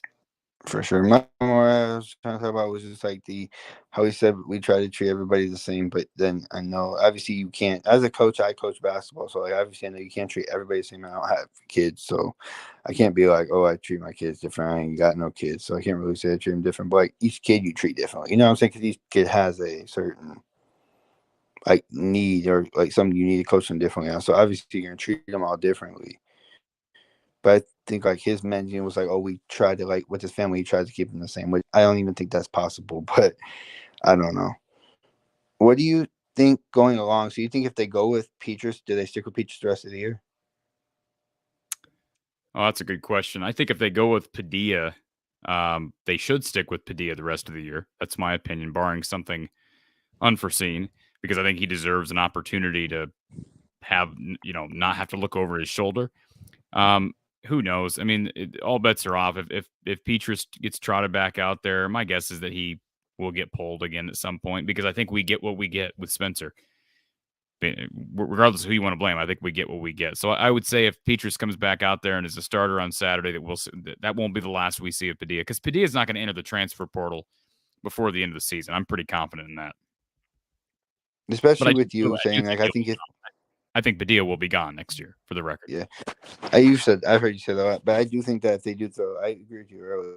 If they did throw Petrus out there, I think the Blues are going to start right away. Like, they'll hold back either. I don't think they'll hold back either. I think they'll, let it be heard, because for them at least, even Padilla goes out there and doesn't do well, it's at least like you try to make it a change kind of thing. But then it's more of a obviously it's still a bad look on them because you can't develop either quarterback. You know what I'm saying? But like it's also at least you try to make a change, but you can't develop kind of thing instead of you're not making a change at all. Yeah, that makes sense.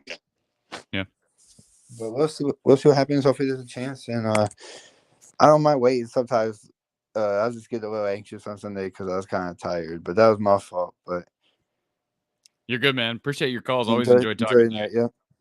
Thanks, sir. Bye. All right. We have got David, we've got Ryan, we've got Cole, all in the queue.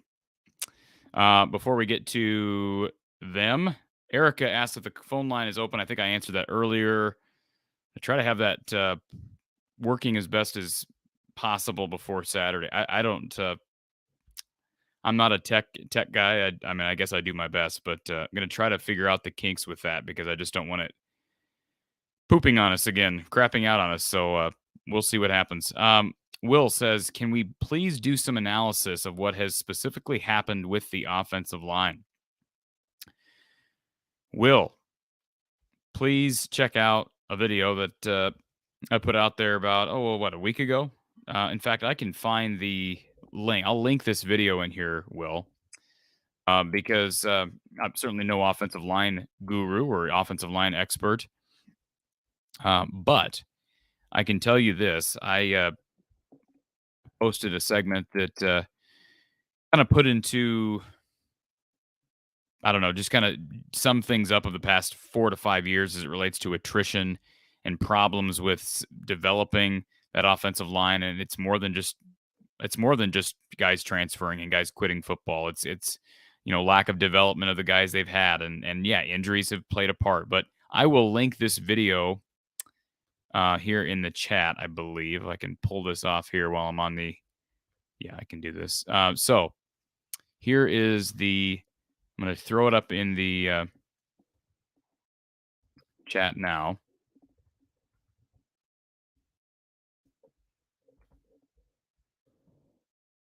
All right, there it is. So certainly give me your feedback on that, but hopefully that answers your question. Carrie says, I don't know that I had a problem with Brian being on staff, but an offensive coordinator, that's the problem. Didn't earn it. And that leads me, great comment by Carrie. And that leads me into really the theme of this discussion. We talked about it earlier, but nepotism in college football, because it's not just about Iowa. And the Cleveland.com writer that approached Kirk Ferentz on Saturday about this issue brought that up. He's apparently written about the subject of nepotism in college football, not just as it relates to Iowa, but college football in general. So that's the kind of the theme of our discussion this evening.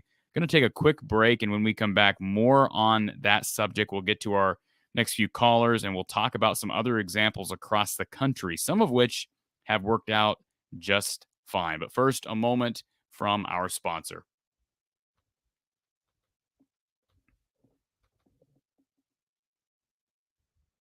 Hawkeye fans, let's talk about health and performance optimization for a moment. Our sponsor, Ascent Nutrition, offers amazing products. It's actually owned by former Iowa graduate Lance Shuttler.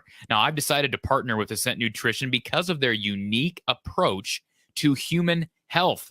Ascent offers an organically grown, mold and mycotoxin-free coffee. It provides a pure, clean, and rich flavor without those pesticides that most coffees are treated with. They also offer an algae oil DHA, which is used to support brain health, memory, and focus, as well as proper nervous system development in adults, children, athletes, and even pets.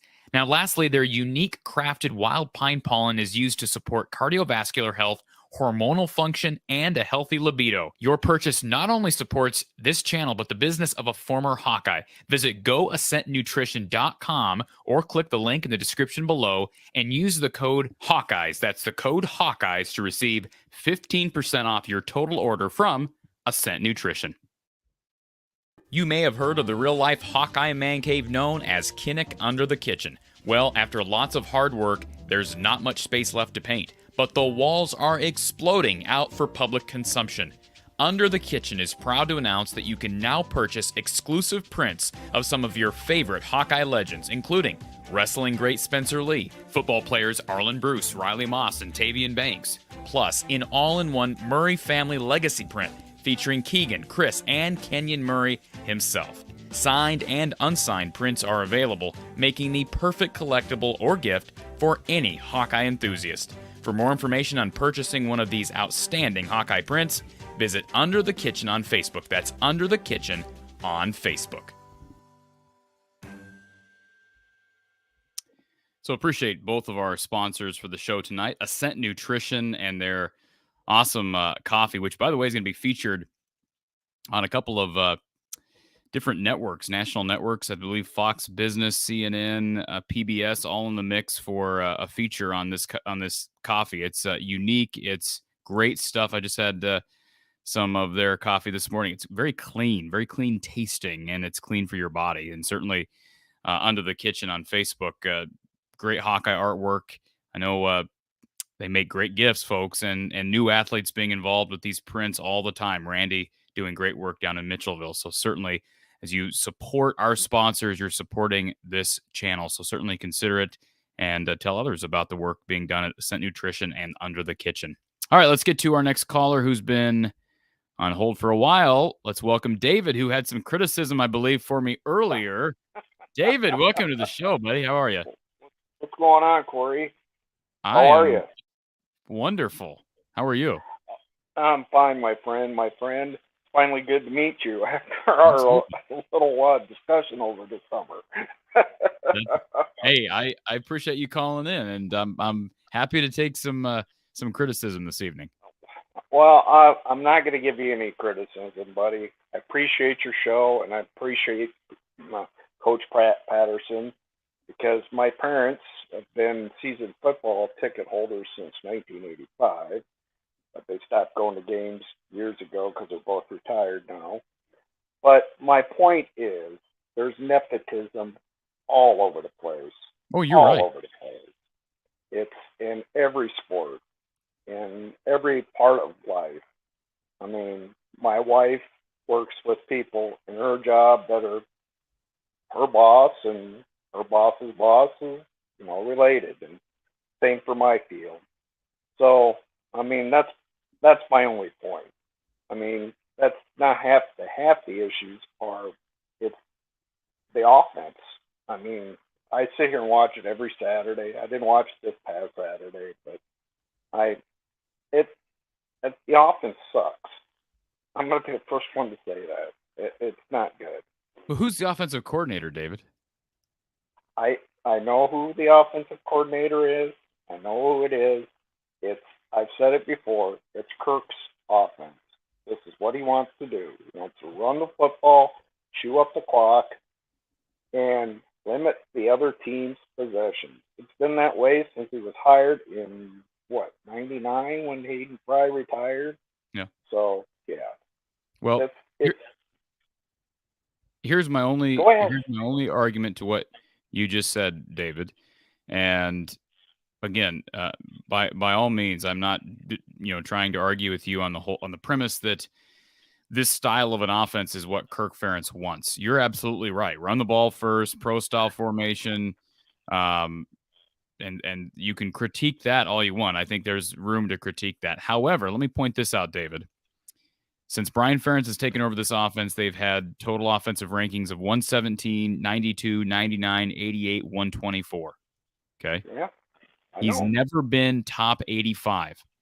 Kirk Ferentz has been here since 99. Brian Ferentz has only been the OC since 17. So that means we've had two other OCs besides Brian. Ken O'Keefe in 2001 had the 45th ranked offense. In 2002, he had the 13th ranked offense. 2005, he had the 22nd ranked offense. 2006, he had the 27th ranked offense. 2008, he had the 53rd ranked offense. 2010, he had the 57th ranked offense. Greg Davis gets here. Everybody complains about him. He had the 84th ranked offense in 13, 66th ranked offense in 14, 72nd rated offense in 15. So my point is, I know, but that's my point, David. You might be right. I think you are right about, this is ultimately Kirk Ferentz's style of offense, but there has been a drop since Brian took over the offense. That's my point. And it's a possibility. Look, I'm not gonna argue with anybody. This is all I'm stating. I'm just stating the facts that the team is not very good, and it's not going to get any better unless they improve the offensive line and they can run the football. That's what they want to do. They can't run it. I mean, you're running into a 8-man front. I can see it from my TV, and this is where I watch it every Saturday. I can see it. You got 8 guys in the box, 9 guys in the box. You can't run the football. You're not going to win the football game. You're right. I mean, you and I agree on that. This team, all of Kirk Ferentz's teams are predicated on being able to run the football. And people who say, well, they need to evolve and get with the times. I understand where people are coming from when they say that, but look at Wisconsin. I understand they just fired their head coach, but they've been living off running the football for decades. So, I mean, since Barry Alvarez took over there. So it's not that it can't be done this way, but they need somebody that can run this type of an offense effectively.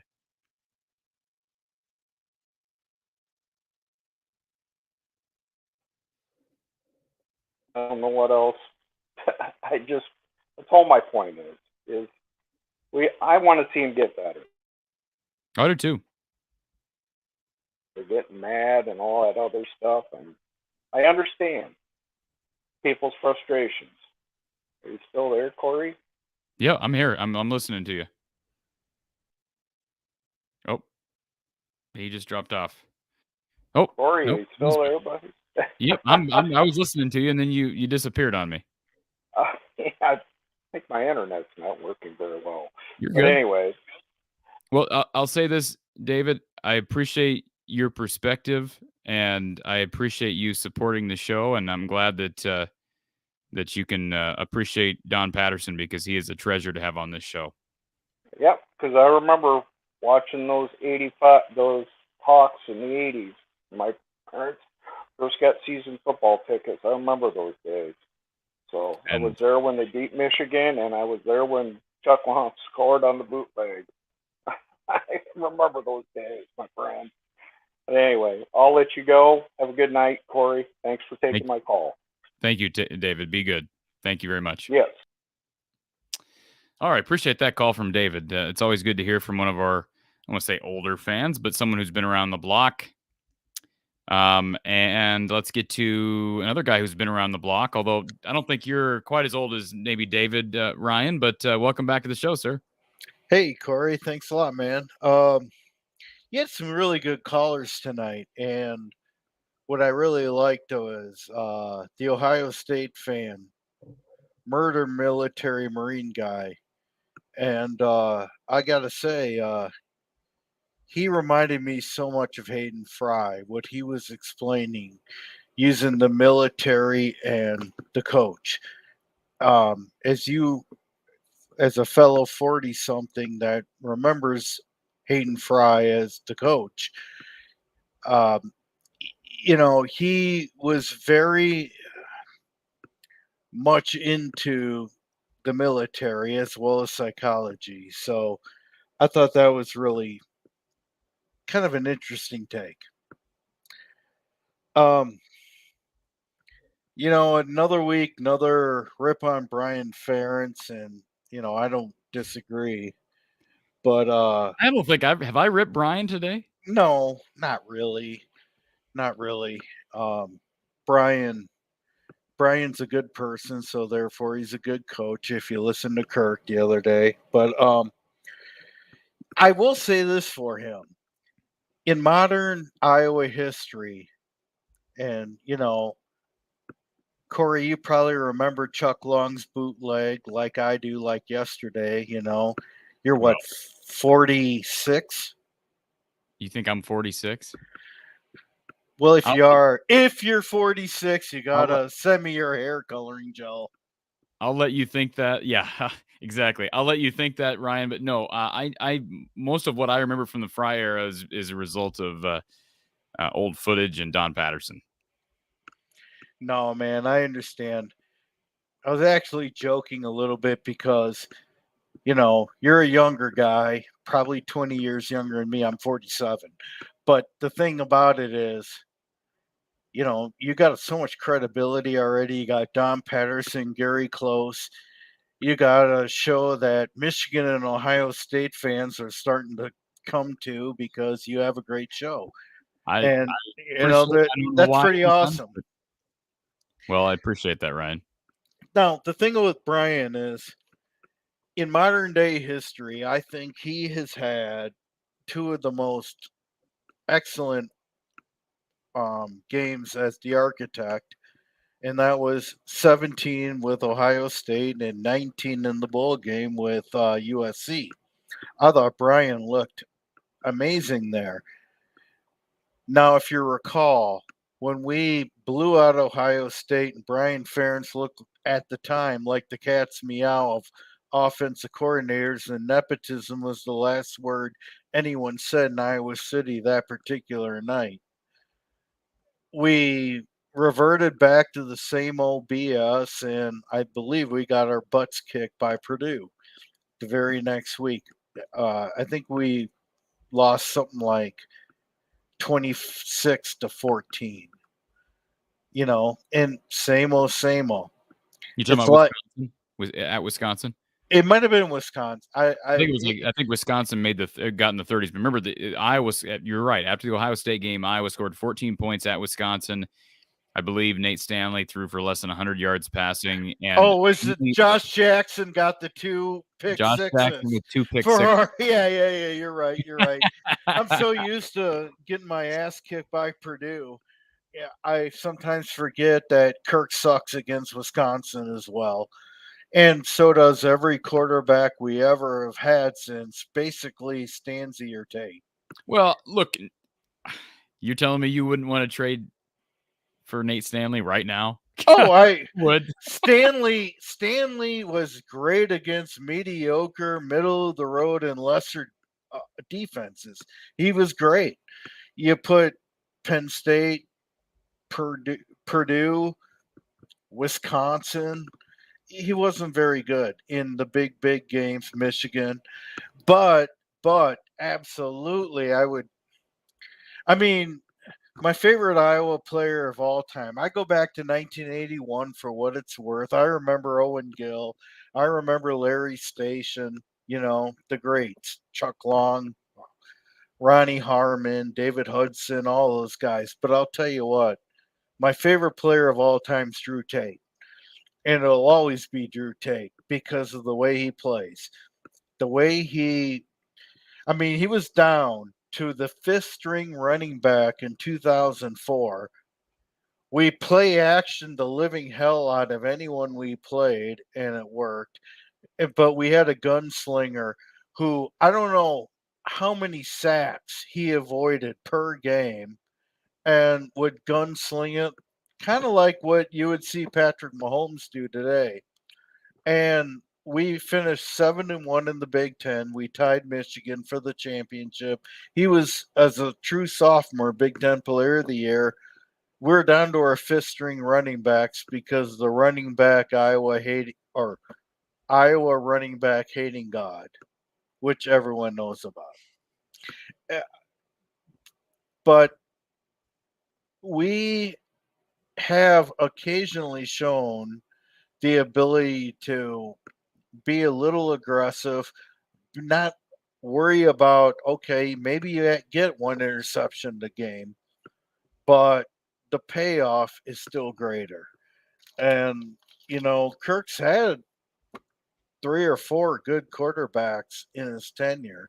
It's too bad we didn't say 9 or 10, but well, I don't know about great quarterbacks besides Brad Banks, who was a great quarterback. Drew Tate absolutely was. He got hurt late in his career. Nate Stanley was not hurt like Drew Tate got that year, and he beat his record by 10 yards, but watch the tape. Tate had guts like no other quarterback we've really had since, well, you remember Chuck Long, I'm sure, but Chuck Long.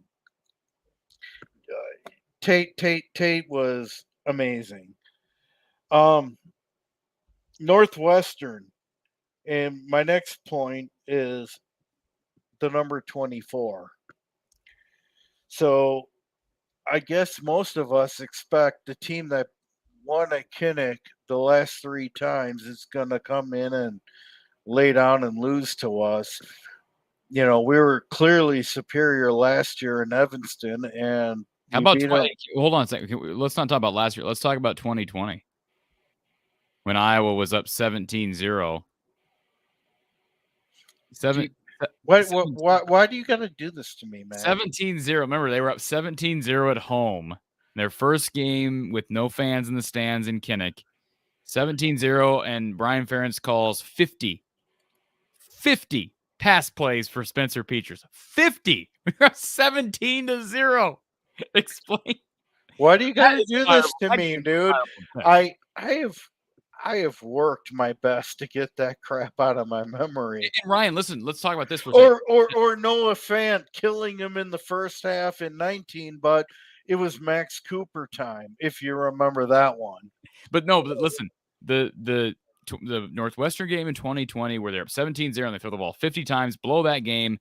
Guess what? That was the first home game back after the USC game The Holiday Bowl. Let's not forget that. We're already praising Brian Ferentz. He comes back to his first game back in Kinnick and calls 50 pass plays. You're up 17-0 against Northwestern and blows that game. He bought into the Jared Goff thing.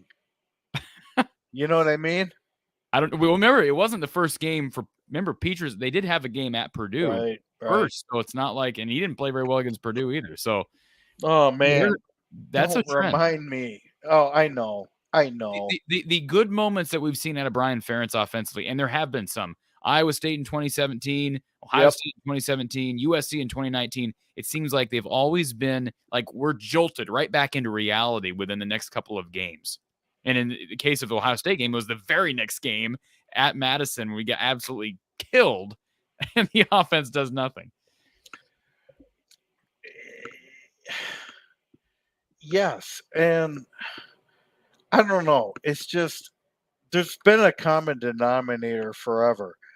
Now, 2020 was the most exciting offensive season I go for 42 seasons. That season was amazing. And 2008 was a good year, but you had a good offensive line with Sean Green, who rushes for 1,850 yards, a capable sophomore, Ricky Stanzi at the time. Yeah, I mean, it was definitely a good year that no one will ever complain about. 2020 was a pretty good year. And then there was also the year where, was it 15? When Wadley and Daniels both rushed for 1,000 yards. Yeah. You know, that was remember Northwestern, I believe, was Northwestern the favorite in that game in 15 and Iowa won like 40-10. Yeah. That was a fun game. And I believe we were playing reserves galore too in the second Like I say, half. everybody wanted to rip. I brought up to the previous caller. Everybody wanted to rip Greg Davis. That 15 team had the 72nd best offense, according to total offense. An answer to Kevin's question in the chat. He said, what were those rankings? Those were yards per game. Those were total offensive rankings, Kevin. They had the 72nd best offense in the country in 2015. They went 12-0. And it was partly because they had playmakers at quarterback. They had playmakers at running back. Their wide receiving core wasn't great, but they had a big play threat in Tavon Smith, who made a huge catch in the Big Ten championship game. Tavon Smith, yeah. Man, that was fun to watch. Oh. And, they had Beathard, who's still in the NFL today. Exactly. The guy was the real deal who did not, he didn't have the talent around him. Of course, one of the talents was George Kittle, highest paid tight end in the NFL, and yet kind of a borderline afterthought in the Ferentz offense. Actually, Charlie Jones was even worse because he was like third string. But 3 out of 4 is what we're going to probably need to get. The magic number is 24. Why am I saying 24?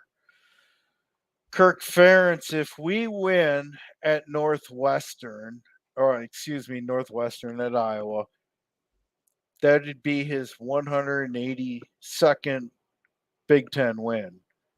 204 is the record, so if we win at Northwestern, he needs 24 to become the Big Ten all-time winning leader. I'm pretty sure that's in the sights with that contract. So he's 67. You win 8, 8, 9. You easily have the all-time record. He was born in August of 55. So that would pretty much put him at 70 years old and 3 months when you retire. Now, the thing with Kirk, and I'm curious to hear what you say about this, is, he's a very introspective guy. I thought his apology today was, kind of PR firm hired, told what to do to clean things up. Maybe. He just has to execute a little bit better, clean things up. But anyway, he knows, I would think, that we're not on the path currently right now, especially with nothing coming in hardly at all on the offensive side of the ball. That 889 or whatever it is, 888.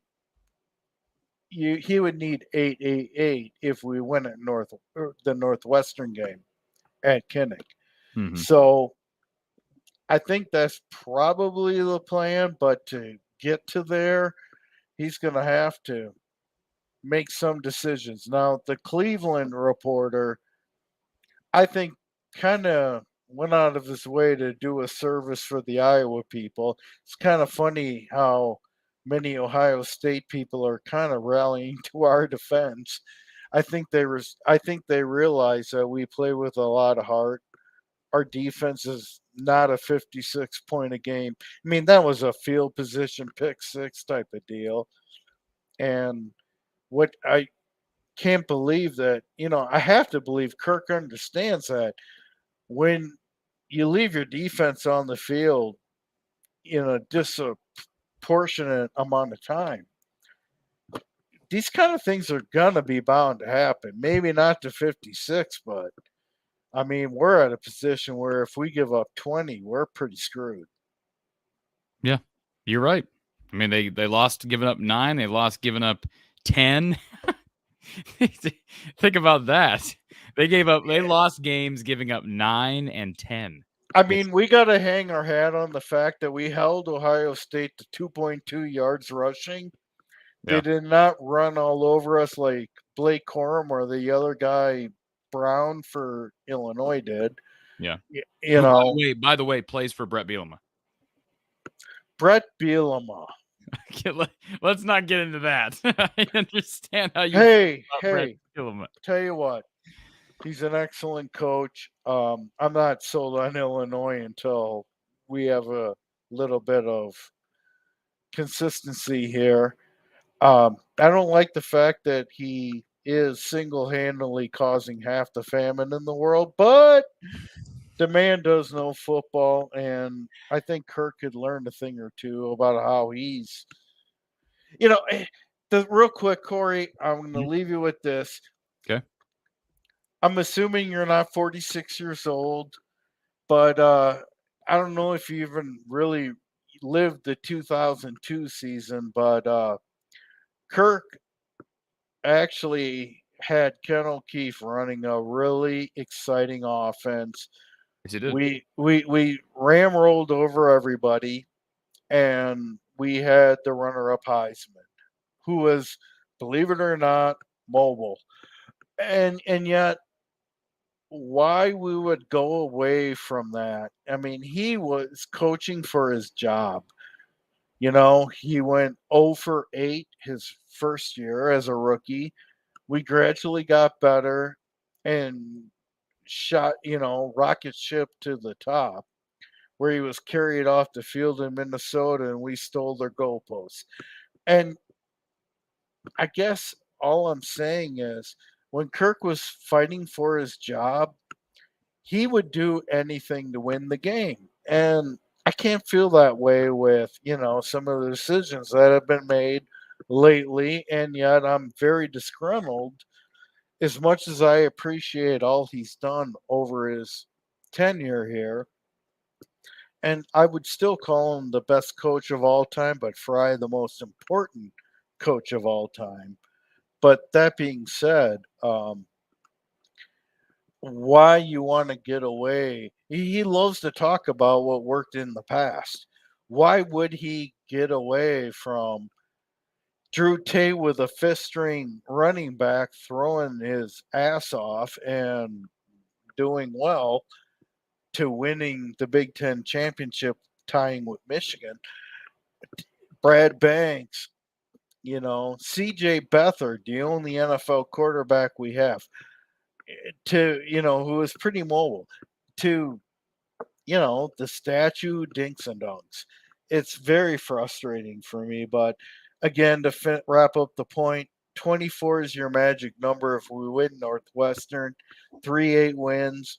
He's 70. probably retires. He's kind of alluded to not coaching past 70 before, but he's never, closed the door either. Ryan, before I let you go, can you read the comment on the screen, please? Out loud. Corey looks like he dyes his hair, and he needs to let Ryan know what he uses. Rogaine, Ryan, Rogaine. It's not too expensive. It's not man. dyed. Whatever you got going on, I will take, because there's no way a mid-20s guy is as good at his job and attracts Don Patterson and Gary Close. I appreciate that. Take it as a compliment, brother. Thank you, Ryan. We'll talk to you. Thanks, man. Talk to you soon. All right, folks. Great calls this evening, and we lost Cole. Cole, if you're still here, jump back on. We'll chat. All right, nepotism in college football. So that was the theme. We've been talking about it throughout the show. And this is not my way of trying to take another shot at Brian Ferentz, but I want to make a point in saying this. Nepotism is, as Brian, who called in earlier, brought out, nepotism is nothing new.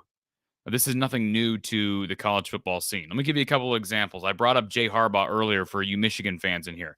And I understand Jay Harbaugh must be doing pretty well as a special teams coach, because Michigan, I believe, didn't they have the Lou Groza kicker last year? They've got a great punter. They've got a great special teams unit. So I credit Jay Harbaugh for that, right? He's been on the staff since 2015. But listen to his lead up. Just as a couple of examples. Jay Harbaugh's lead up to being on the staff at Michigan. And of course, Jay is Jim Harbaugh's son. He was doing stats, according to Wikipedia, he was doing stats, self-scouting with the Baltimore Ravens for 3 years to start off his coaching career, if you will. Coaching career. Stats, self-scout with the Baltimore Ravens. He was then an undergrad assistant.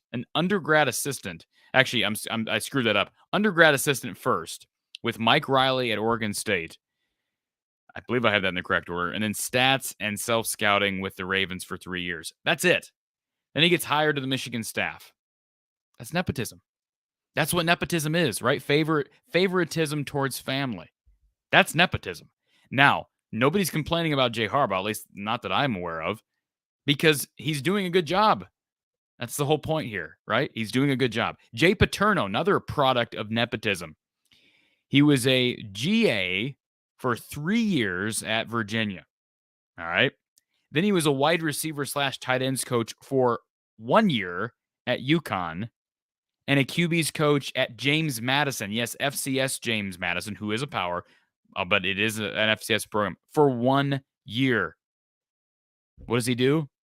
Goes back to Penn State, 17 years on the staff as the tight ends coach and QB's coach. And despite the falling out that his father dealt with, for obvious reasons, he is currently a member of the Penn State Board of Trustees. I mean, look, I'm assuming he was there for 17 years. Penn State fielded a lot of really good football teams during that time period. I have no doubt he did well as a tight ends / QB's coach. But again, GA at Virginia for 3 years, wide receivers coach at UConn for 1, QB's coach for 1 at James Madison, and all of a sudden he's part of the Penn State staff. That's nepotism. Nobody climbs the ladder that fast. That's insane. But you could argue, I'm sure Penn State fans would argue, that he deserved it. And that's part of the problem, if you will, with nepotism, because oftentimes guys who are hired as a result of nepotism also have credentials because they've either played the game, they've grown up with a guy like Jay Paterno, grew up with one of the best coaches of all time in Joe Paterno. And so they are naturally qualified to be coaches. Now, should they be able to climb the ladder that fast? Are there other guys out there who would probably be more qualified to take on a position like QB's coach at a Big Ten program? Probably, yeah. And that's the problem. That's the inherent problem and the issue I have with nepotism as it stands. Let me get rid of the bots here in the chat. Final example I'm going to bring up is a guy that is kind of a product of Iowa, and that's Sean Snyder, son of former Iowa offensive coordinator Bill Snyder, and of course, a legend down at Kansas State. Sean Snyder was an assistant head coach with his dad. I mean, he was known as an exceptional special teams coach. I believe he won some special teams coach of the year award one of his years. I don't know if he was at Kansas State when he won that, but as a college special teams coach, he's currently at Illinois as a special teams coach. So he's obviously done a good job in that regard. But does anybody want to tell me that Sean Snyder didn't get a boost in his career because of what his last name is? I mean, clearly, and that's just 4 examples. You saw in the graphic as you logged into the show, Brian Brom, right? Former NFL quarterback. He's the brother of Jeff Brom at Purdue, and I believe he's the QB's coach at Purdue. You could argue that's a product of nepotism, but is he qualified? Yeah. And so that's the whole point here. And I believe it was Kerry that made the point earlier in our chat. The whole problem with Brian, and the reason everybody's screaming nepotism, is because he's not doing a good job at his job. He's not pulling it off. And look, his last name's Ferentz. I didn't hear hardly anybody complaining when he was coaching the offensive line. I didn't hear anybody complaining when he was coaching running backs, when he was coaching tight ends. But now you elevate him to QB's coach. You elevate him to offensive coordinator. And of course, this is what, year 6 of being offensive coordinator. Those are positions that he probably was not qualified for, right? He was on the staff briefly with Bill Belichick in New England. Part of that was the connection with Kirk Ferentz. Kirk Ferentz used to work for Bill Belichick. You're telling me you're telling me that Brian Ferentz didn't get that job because of his dad's connections with Bill Belichick? Come on. But again, Brian Ferentz is a former offensive lineman. Now, he did not make it in the NFL. That's well documented. But he is a former offensive lineman. He's a former center. So do I have confidence that he could probably coach offensive line just fine? Sure. Yeah. And so nepotism, it's, as they say, it's a twisted web we weave here, because, nepotism, when you have a boss that is a family member of yours, you've probably learned something from that family member. Brian Ferentz, naturally, because of the fact that he was Kirk's son, learned a lot from Kirk Ferentz. But at the same time, you could make the argument that he shouldn't be allowed to be hired to the staff because of the fact that he's Kirk Ferentz's son. But programs across the country have found loopholes with this and have found ways to elevate family members, and it's just become commonplace. And so when the Cleveland.com writer, whose last name I always butcher, brought up that subject, it wasn't just about Brian. He recognizes it's a problem in a lot of different places. I believe there's even a situation at Ohio State with somebody that either Urban Meyer was associated with or related to that's currently on the staff, I believe. You could argue that's nepotism. It's everywhere.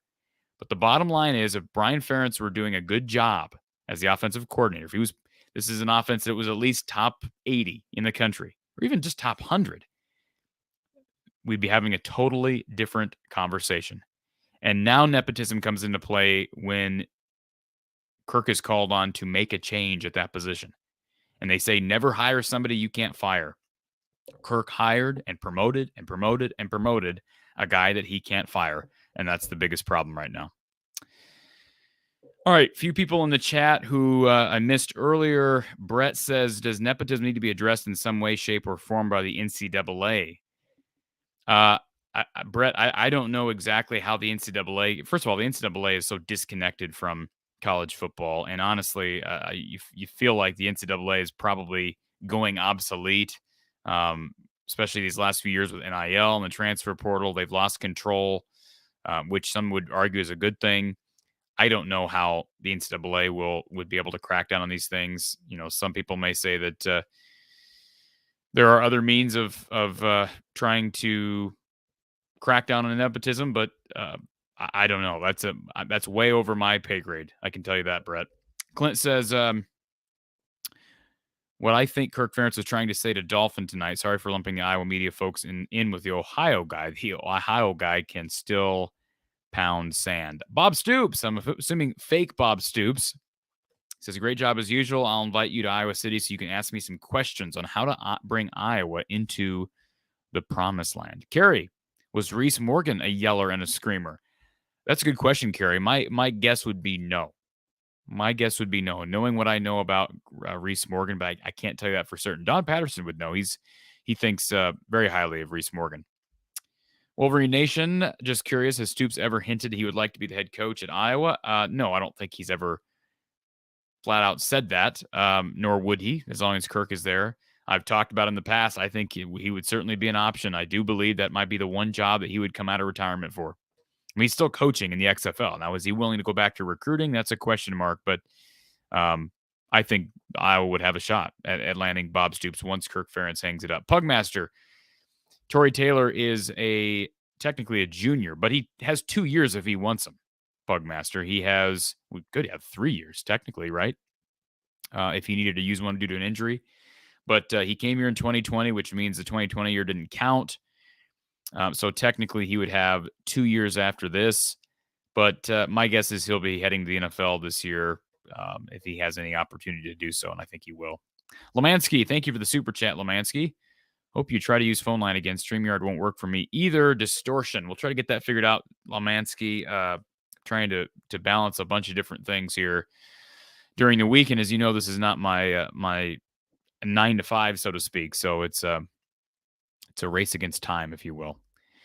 But thank you for the super chat, Lemansky. ZJ says, I think I might know what the phone issues were. The one post game I called in and you couldn't hear me. Once the hold time hit 30 minutes, the hold music went away. So maybe that's it. I don't know about that. I appreciate the comment, ZJ, but I don't know about that. Bob Stoops. Again, assuming fake Bob Stoops. He says, appreciate the super chat. Practice took longer than anticipated. LOL, Petrus must have been putting on a QB clinic because you know he practices well. Wow. Wow, Bob. What a comment. Lemansky. Another super chat from Lemansky. Thank you, Lemansky. Gary Barta has a boss. The president of UI must get involved. And Board of Regents sure could have something to say about the situation as well. Justin says, where is Coach Don tonight? I have no idea.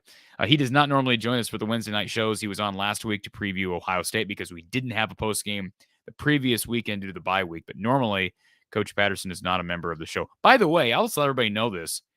I did invite the Cleveland.com writer onto this show. And I can't even say what his last name is. But I did invite him on the show. Got no response. Just for the record. And I've also invited Kirk Ferentz on the show in the past. And I'm not going to try to invite him in the middle of the season. I understand Kirk Ferentz isn't going to come on the show. And maybe he would never come on the show if he knows the criticism that I've laid out there. That's possible. But I have invited Kirk Ferentz on this show in the past. Brian says, here's a question I'm dying to know. If Iowa wins against Northwestern, but it's 7-3 without a touchdown, how do things play out?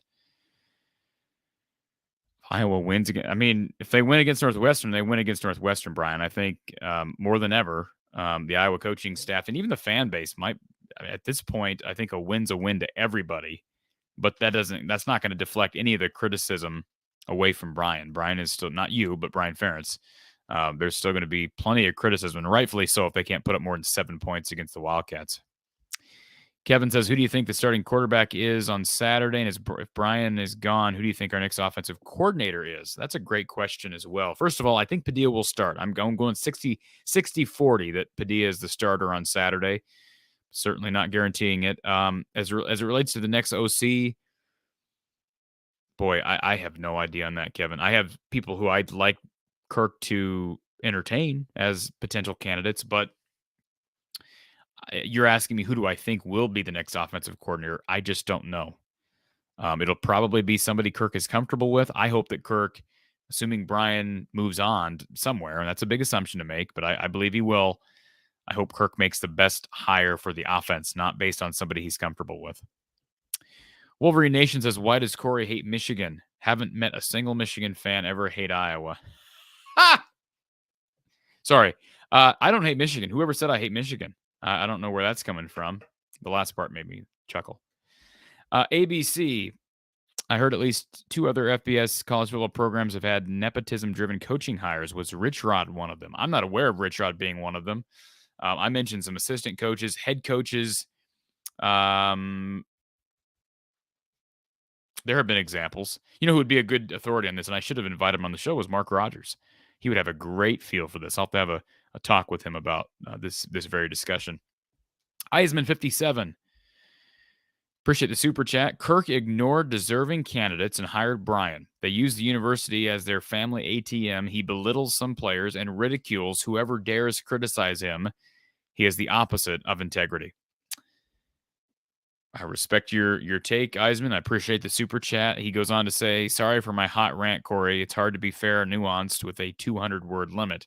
That said, the Iowa football program belongs to the fans, not the Ferentz family, and truer words have never been stated. Eisman 57. Appreciate your donation, your support of the show.